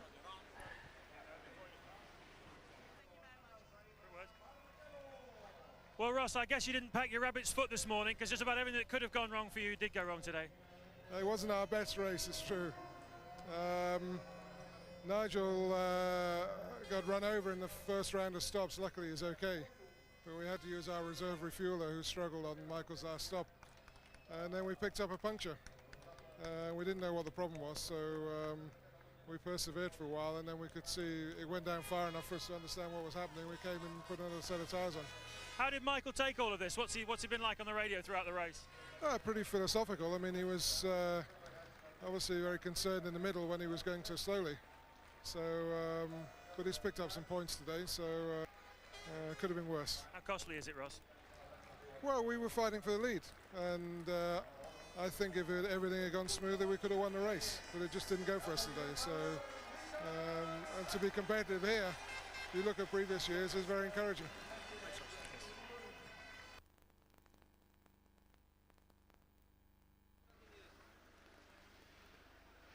Michael, great news obviously is that Nigel's okay, but a terrible day for you really. You must be quite upset.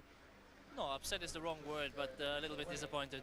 It was what was the problem exactly in the middle of the race? I heard that you had some problem with one of the tyres. Is that right? I had a puncture. Yeah. You always seem fairly philosophical about it. How you mean philosophical? Well, you've lost points today, but it's I mean, that was expected.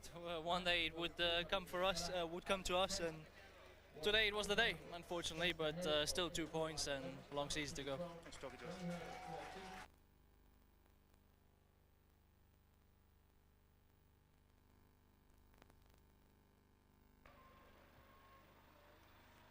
Jana, this is always described as a very physical track. Why is that? Why should it be worse than anywhere else? First of all, because it's hot, but then even because the track is very quick.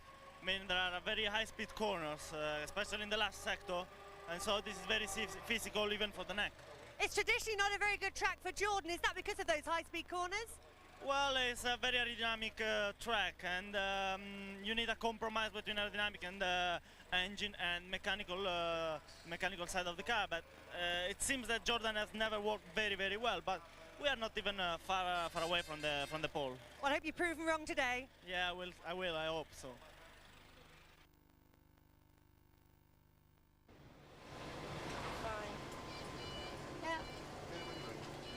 Patrick, well, you got one car home in the points, but on the whole, I think a day of disappointment for the team.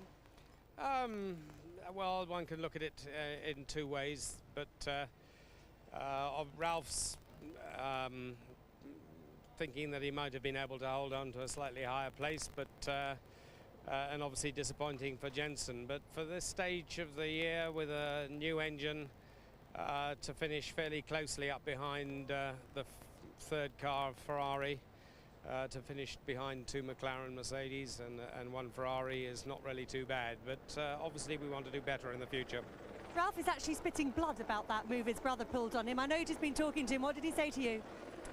Well, I can't really say too much about it, but he'll probably have a quiet chat with Michael about it. I don't think he'll make a public display of his views, but it's something he'll probably sort out in a chat with Michael, I would think. I take that to mean he's not best pleased.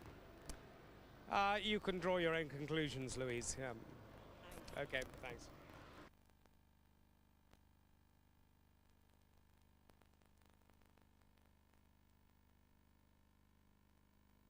I'll start. You ready, Keith?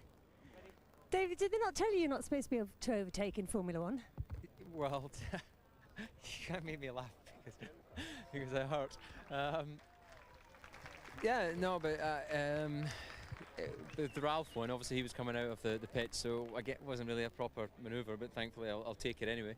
And with Michael, he had a problem. So again, it was difficult, but it doesn't count as being in a proper racing situation. But nonetheless, you know, once again I overtake, so hopefully again that will take away this you know, sort of bullshit of me being too nice. You know, if I was too nice, I'd be after you and wouldn't want to overtake.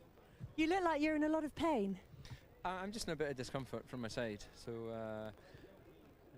just some muscle damage, that's all. A satisfactory end to what's been a very difficult weekend for you? Yeah, under the circumstances, I think second place, 6 points, and you know, more importantly for the team to get 16 points, I think is a good result, good weekend, and just want to put this behind us now and get some rest, and then look towards Nürburgring. Yeah, no, I don't think I had any problems physically here, other than some bruising. I don't think my physical condition, I've worked on it hard, so I felt well prepared despite what happened in the week. So I've got no concerns at all for the remaining races. Brazil is Brazil. Start could be a bit better. Yeah, unfortunately, I chose the clutch that I had on Friday, which I was quite happy, and it didn't behave the way I wanted, and I almost bogged down on the start, so it was a pity because I could have lost more places. This week we're going to have a lot of tests, so I need to practice a little bit more because I had a fantastic one in Silverstone, and we need to check why we could be so unpredictable on the start. We are on the safe side, and 60% or 70% of the time we have good starts, but you know, I had a bad one today. Michael and Ralph, did a good view. Well, I had a fantastic view, you know, and what can I say? I mean, when you see someone like Marco that was having a problem, if it was myself, I would not risk it. I would try in a safe place because I know somebody is coming behind me with a car that's probably faster than mine. But Ralph tried everything he could at the first time he caught Michael, and then both were running alongside each other, and I saw my chance, and I drive on the inside, and I was lucky. I mean, it looked like it was a team effort, you know, like Michael doing something for myself, but you could ask him. I don't think it was the case. Have you had a chance to speak to Michael since the race? No, I saw him at the end of the race, but obviously he was quite disappointed, so I didn't say much.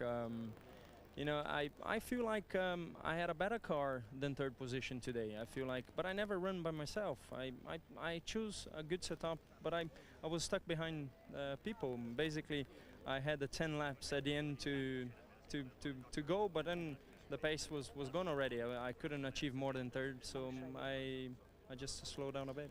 Ralph certainly believes that his brother blocked him to let you pass. What was your view on it? There was no chance he could have blocked me there, because I think it was Ralph's mistake to try in a place that he wasn't there. I mean, for sure he was running alongside, but if it was me, I would wait for another chance just to view, because if you cannot get overtake, you stay there and try another chance. He tried everything into that corner, and then he lost, and I was there so close, and I got the best out of it. But do you think Michael helped you out there? In a way, eventually he did, but he wasn't told for, and I don't think he wanted to. He didn't make it. He tried to avoid Ralph overtaking on the outside, so both run wide, and I had the perfect momentum. I saw his rev limiter, because he was so close to him that I could actually see his steering wheel. But it was a good chance, and I had to drive. I mean, on these days with the cars like we have, it's so difficult to overtake. So it was my chance, and it was the only chance I had in the race, and I feel good. I wanted to do it, and I did. You know, it's a 10th time. Shaved today. I haven't shaved today. I'm sorry. What happened? I was late this morning. Late last night or late this morning? Both. Nick, all right. You know, it's the 10th time in a row. Don't show this to your girlfriend. I won't. It's the 10th time in a row. Does she know? The Grand Prix hasn't been won from pole Start again. position. Start again. You know, it's the 10th time in a row that a Grand Prix hasn't been won from pole position. You know that? No, I understood it. It has been a very strange situation, you know, in terms of not being a pole position and winning a Grand Prix. But if you look start of this year, you know, I was in pole position most of the races, and I didn't win the race most of the time because I didn't finish the Grand Prix. But whatever, yeah, you're right. Now, you must be very relieved building this success, because the title is not far away. Not as far as earlier in the season people thought maybe. Title? It's a long way. You're not that far behind. It's a long way to go. It's a long season. It's a very long season, very tough season. Anything can happen, like we saw last year. And we just have to stay calm and work maximum and learn all the time, and work constructively and to fix our problems. We still have a lot of things what we need to understand. What we don't, well, we do understand most of them, but we just have to push to get ourselves to be 100%. We are not yet. I'll shave next for you. Thanks. That's your first time. Mika, that's your first time up on the top step over the podium for about 7 months. Was there a sense of relief being back up there? Yes, definitely. I'm really happy about it. I haven't shaved either. It's that you learned, Mika. I wonder. I don't know how to think about that.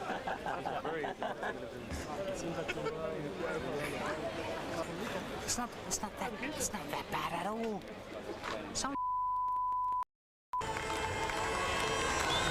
So close and yet so far? Yeah, it was a bit, but no, I'm pleased with the result anyway. Coming from 10th, or really 11th yesterday, getting up to 6th, and it wasn't like everyone else fell off as well, so it was good. Really enjoyed it, and the car worked very well. Yeah. How difficult is the next step going to be, Jensen? Because Ralph is sort of just a little bit ahead in races. He's much more experienced, but it's a step you've got to make. Oh, definitely. I think I made a good start then. It could have been even better, but I got a bit boxed in by one of the Jordans. I've had 5 races in Formula 1 and 2 years in car racing, so I think it's going to come in the next few races, hopefully, and we'll see. Still enjoying it? Oh, definitely.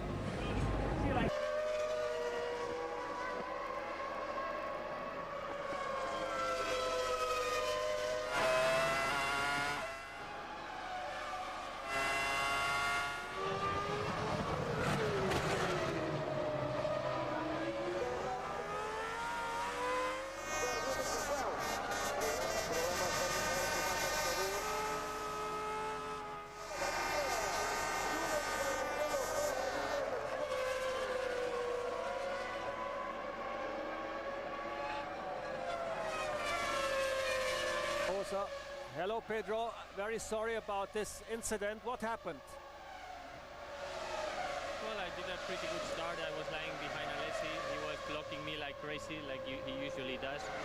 And I took an inside line into Wurth's corner, and he just locked me. I had the whole car inside. I mean, this is the typical Alessi thing, which I'm really disappointed about. He's always doing the same sort of things. And it's really, really bad because I had a different strategy. I was just pushing very hard on the first laps, and that sums up the weekend basically.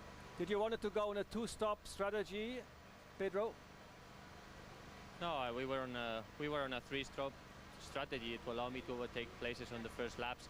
That was why I was so aggressive. Anyway, I had a quicker car than most of the guys near me, so there was no point really in Alessi going crazy trying to hold me up for all the race. So I just had many chances to overtake him. I took one, and he closed the door. That's all. Okay, Pedro, we are very sorry for this incident. Good luck anyhow for the next races to you. Thank you. Yeah, that's the correct Pollock. Yep. Hello, Craig. What happened to Jacques? Well, it appears that we had engine alarms going off. We don't know exactly, but a lot of smoke coming out, so we believe that we have an engine problem. Engine problem. Did he say something about the behavior of the car during the race? It looked pretty good before this incident. There's definitely an improvement in performance in the car, the chassis. He was getting a little bit of push. He was complaining about it, but he was able to hold his own suspension. So it can't be that bad. He did a very, very good job. It's just very unfortunate that he's sitting at the side of the track. Okay, Craig, thank you very much. And good luck for you and the team. Thank you. Ferraris, also den einen Ferrari und einen McLaren im Griff hat. Barrichello und Coulthard. Jos Verstappen. In the pit stop, I selected first gear, and basically I couldn't get in it. Really, that was a problem. Had there been any warning prior to that? No, I didn't have any warning. I mean, the car was fine on the circuit, and it's only when I stopped after that I couldn't go again. Have you had any problems like this before? No, we never had a problem with the gearbox, so this is really my first time, and it's unlucky really, because in testing you do a lot of laps and nothing happened really, and then in the race we just unlucky, I would say. Thanks, Jos. Ja, Problem, also wie ich es... Reduced to 14 points. Hakkinen has overtaken Coulthard. Barrichello still fourth. Ralf Schumacher actually dropping a place, and Fisichella becalmed on 8. In the constructors, McLaren within 7 points now of the reigning champions. Williams adding 3 points to stay a clear third. Frenson's point for Jordan is their return from Barcelona. We're going to have to change our minds about this place. We say great place to visit, always a dull race. Not this year, though. Oh, this circuit has shattered its reputation for dull races, hasn't it? It really turned around. I think the first 10, 15 minutes thinking, oh no, it's the procession of last year. It wasn't. It was an absolute thriller, dictated not just by brave overtaking manoeuvres, but also action in the pits. Schumacher said he expected to win here today, and after the start it looked as though everything was going according to plan for him. You know, he's been oozing confidence, and of course he's been upsetting all his rivals because they think perhaps he is overconfident, but here he makes a manoeuvre to protect the position because of fast-starting Mika Hakkinen. But the man of the match, the star of the show, was Ralf Schumacher, just barreling down the inside. You saw him then just tucking in behind his brother. It was really nearly like 97 all over again when he took his brother out at the beginning of the European race in 97 at Nürburgring. Button making a great start there, scything his way through and getting through to 9th place. There goes Ralf. Look at him going past Rubens Barrichello, and he jumps David Coulthard. But now he's honing in on his brother in the Ferrari. Look, going right down that white line on the inside, seeing if he can have a go on the inside there, and not quite touching his brother. So dramatic start. Not for the first time, we have to say. It all went wrong for Ferrari and Michael Schumacher in his pit stops. Yeah, well, he seemed, you know, we weren't sure if he was coming in a little bit late, and he was a little bit agitated. Now, we've got to watch the lollipop man here controlling the front. Nigel Stepney's on the big fuel hose, and Nigel Stepney gets a whack by the right rear there as he's going away, and it was the fault of the man controlling. There's Nigel Stepney being carried away, the English chief mechanic for Ferrari. Now, if that wasn't bad enough, he stayed ahead of Hakkinen, but later on, Hakkinen and Michael Schumacher coming in together. This is the battle of the race, the battle of the pit stops, the battle of the two crews. They've got a substitute fuel filler on there now, Andrea Vicari, and can't get that hose on. It has to sit squarely on. Schumacher has to wait for over 10 seconds while they refill. Häkkinen's in, out, gone, into the lead of the Spanish Grand Prix, probably smiling under his face mask there, and poor Schumacher sitting there. You can tell by his demeanour after the race that Michael Schumacher was absolutely livid about that. He had a bit of tyre degradation as well at this track that's so tough on tyres, and David Coulthard took maximum advantage, didn't he? Yeah, and we're not quite sure exactly what it is, whether the tyres was turning on the rim as they did in Australia, but this was almost like looking at 91 and Mansell against Senna coming down that long straight at Barcelona. And this was David Coulthard trying to get past. Now, the next lap, he has to go round the outside, lap 46, and he gets that place and gets up into third. And that was after David Coulthard had bodged his pit stop earlier on. McLaren very cleverly had brought him in a little bit earlier to give him track position and then get him back on the podium there. Tremendous credit for David Coulthard, the way he's conducted himself here this weekend. I think it's heroic. I think it's brave. The guy's in pain. We think he's got a cracked rib as well. You imagine driving with all the force and all the pressure in a Formula One cockpit like that, especially the harrowing thing that he's been through, the plane crash this week. Finally, Tony, your magic moment from the race, and no brotherly love at all involved. No, and Michael Schumacher has taken a lot of stick because the Italian press in particular say he lets his brother get away with a lot of things. He's gone soft on his brother Gargale, younger brother. But younger brother, look at this, just dives down. Doesn't matter that it's Michael Schumacher, his own brother. Now, was it tactical or not? Michael Schumacher still having a go at his brother. He was stung by the criticism at Silverstone when he let his brother through at Bridgebend in the middle. And what happens, Rubens Barrichello just dives through while the two brothers are scrapping and scrabbling for grip there. Now look at Rubens here, lining up. Absolutely tremendous. And he's going to go through and take that. And that, for me, was a wonderful moment of those cars sliding all over the place. Barrichello dives through all the way to the podium. Tony Jardine, thanks very much indeed.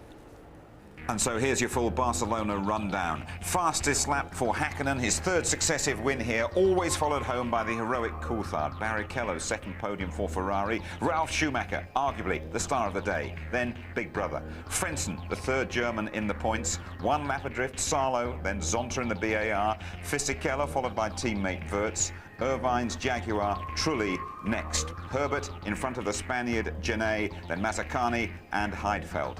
Button's engine blew late on, Verstappen's gearbox failed, Villeneuve's BAR, that overcooked. Alesi and De La Rosa had that early collision, and Pedro Diniz hardly featured. Our next Grand Prix, we go to the Nürburgring for the European Grand Prix in a couple of weeks' time on FA Cup final day. A slightly later start than normal for qualifying at 10 to midday. The normal service on race day from 12:15 and highlights at 11:50. And so the McLarens are very much back in business with two huge results here in Barcelona and at Silverstone. They're looming in Michael Schumacher's mirrors. Good night to you all. Nice one, Michael Schumacher!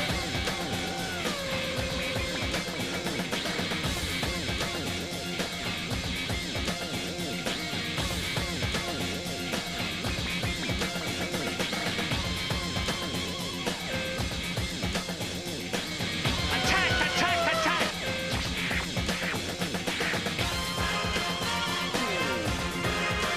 And it is victory for Häkkinen!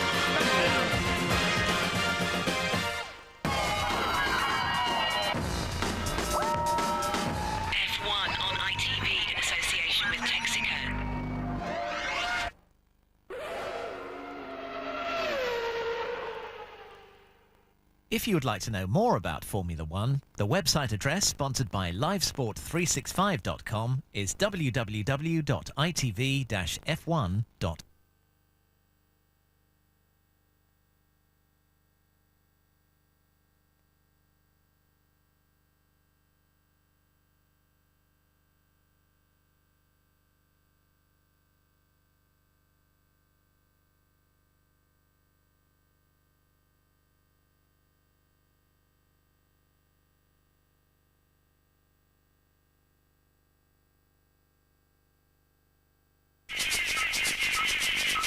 Dopo il Gran Premio di Spagna, Michael Schumacher guida la classifica con 36 punti, sono quindi 14 le lunghezze che lo separano da Mika Häkkinen, secondo a 22 punti, terzo è David Coulthard con 20 punti, quarto Rubens Barrichello 13 punti, quinto Ralf Schumacher 12 punti, sesto Giancarlo Fisichella 8 punti, settimo è Jacques Villeneuve con 5 punti, ottavo Heinz Harald Frentzen con 5 punti, nono Jarno Trulli 4 punti, decimo il sorprendente esordiente Jenson Button con 3 punti, undicesimo è Riccardo Zonta con 1 punto, chiude la classifica piloti Mika Salo con 1 punto. Con la doppietta ottenuta a Jerez, la McLaren si porta a 7 punti dalla Ferrari, che guida la classifica costruttori con 49 punti. Segue appunto la McLaren con 42, terza è la Williams BMW con 15 punti, quarta la Jordan Honda 9 punti, quinta la Benetton 8 punti, sesta la Bar Honda 6 punti, chiude la Sauber con 1 punto.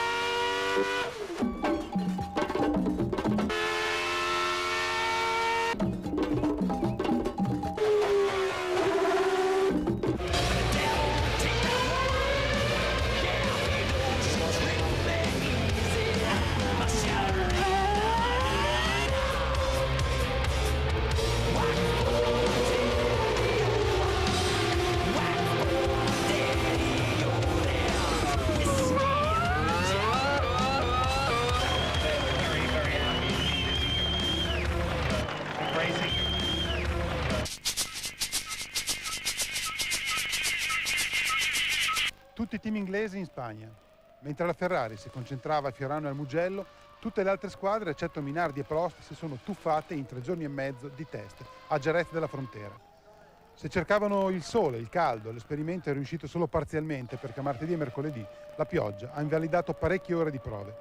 Ma Jerez era stata scelta anche per un altro motivo, la sua somiglianza con il circuito del Nürburgring, dove il 21 maggio si correrà il Gran Premio d'Europa. Ma Jerez perché è un circuito che assomiglia molto al Nürburgring, ha molte caratteristiche tecniche, alcuni angoli di curva tipo il Nürburgring, e infatti ogni volta che finisce una gara si va a provare su una pista dove ha le caratteristiche della gara successiva, insomma.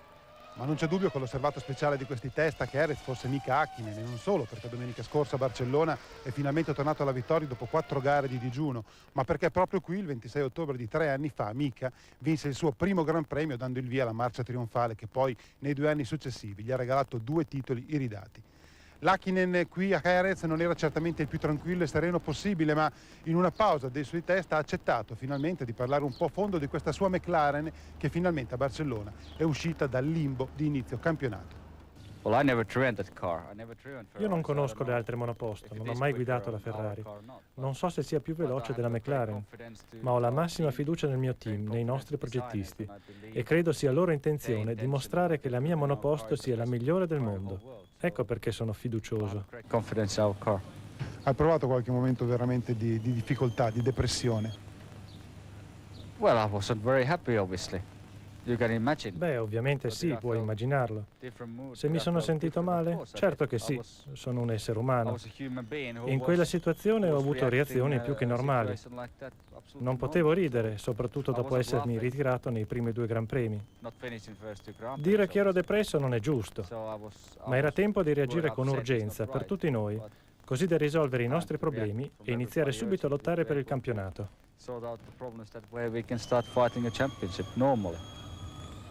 Qui in Spagna erano anche attesi i primi prototipi dei pneumatici ogni tempo della Bridgestone, adatti cioè a correre sia sull'asciutto sia sul bagnato, come pare sia volontà tecnica della FIA per il futuro della Formula 1. Ma di queste gomme rivoluzionarie non si è vista traccia e pare anzi che i primi test, se ci saranno, avverranno solo fra parecchi mesi. La Bridgestone si è quindi concentrata su pneumatici a mescola tenera e super tenera che si vedranno in pista già il prossimo weekend di gara al Nürburgring. Dopodiché nuovi test, ancora Spagna. Le caratteristiche tecniche del nuovo circuito di Valencia infatti saranno ideali per permettere a molte squadre di preparare al meglio il Gran Premio di Monte Carlo del 4 giugno.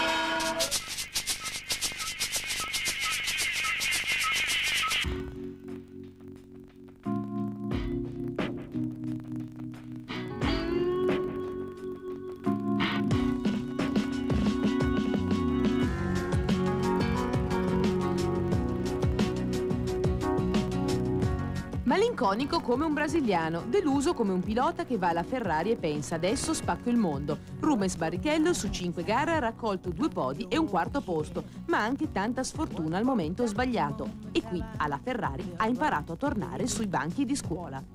Sono io il bambino della Ferrari, sto cominciando, però se devo parlare così con fiducia, devo avere fiducia in me. Ti aspettavi qualcosa di più da questa prima parte del mondiale?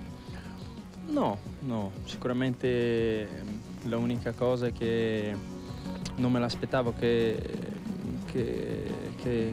potevo avere dei problemi in Brasile, perché con una macchina che ha un record così di affidabilità veramente non pensavo di avere, però è una cosa adesso piccola, perché sicuramente loro stanno facendo di tutto per me per avere una macchina migliore.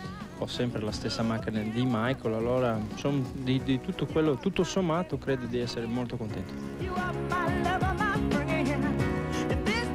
È difficile questa macchina da domare rispetto ad altre monoposto che hai avuto in altri team?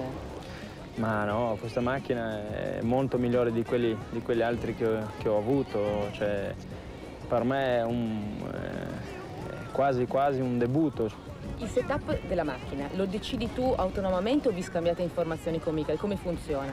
Funziona molto apertamente, cioè noi abbiamo un meeting dove parliamo della macchina subito dopo che abbiamo provato e quello è aperto, lui senti quello che dico, io sento quello che dice lui, allora le modifiche al mattino è sempre la stessa cosa, cioè niente è fatto di nascosto.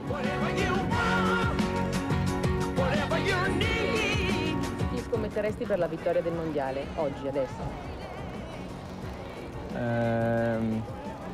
Ancora non lo so, cioè, all'inizio dell'anno ho messo un po' di soldi su di me, anche perché pagavano 14 per 1 e adesso pagano 8 per 1, allora se c'è la condizione devo scommettere sempre su di me, però le condizioni dicono ancora che la battaglia sarà su Mika Häkkinen e Michael Schumacher e spero che sarò lì, chissà.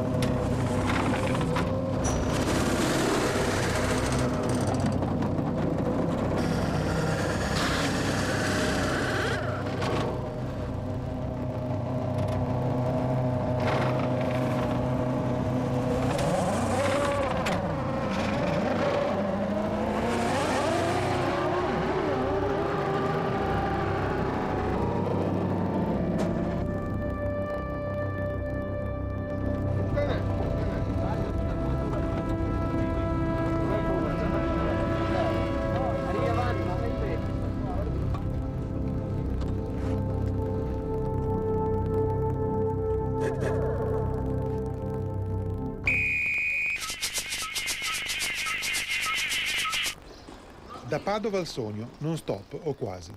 Per Giorgio Pantano il paradiso della Formula 1 si è aperto mercoledì scorso in un giorno caldo e pieno di sole, nell'estate anticipata di Jerez della Frontera.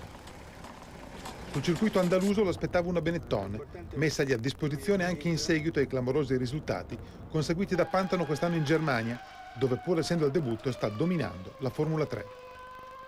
E il debutto in Formula 1 è stato di grande livello. Subito a 4 secondi dai tempi di Fisichella con l'altra Benetton, Pantano si è migliorato il giorno successivo, fino a scendere a 2 secondi e mezzo dal miglior tempo in assoluto, non senza un'uscita di strada, con anche una piccola collisione.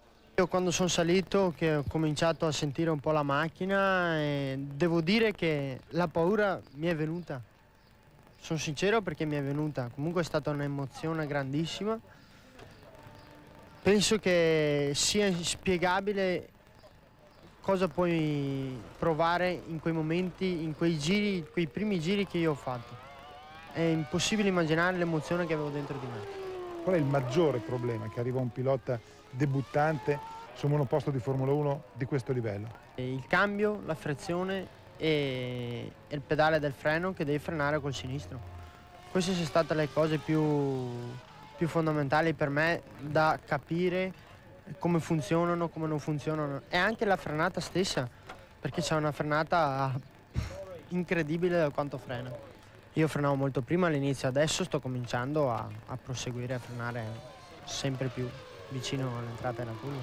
Certamente tra prima e seconda andare alla terza, prima e seconda devi stare attento, devi dosare al massimo l'acceleratore perché la macchina è bruschissima, proprio ti tira fuori tutti i cavalli che ha ed è un attimo a girarsi, come naturalmente ho fatto io che mi sono girato, ho accelerato col filino di più, la macchina boom, è scattata.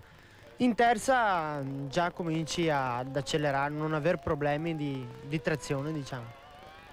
Però seconda incredibile. 21 anni compiuti a febbraio, una lunga storia di successi nel karting a livello internazionale, Giorgio Pantano ha un protettore di classe.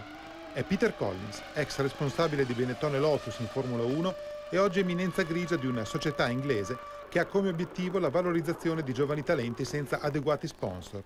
E Collins, che di piloti se ne intende, su Giorgio ha le idee chiare.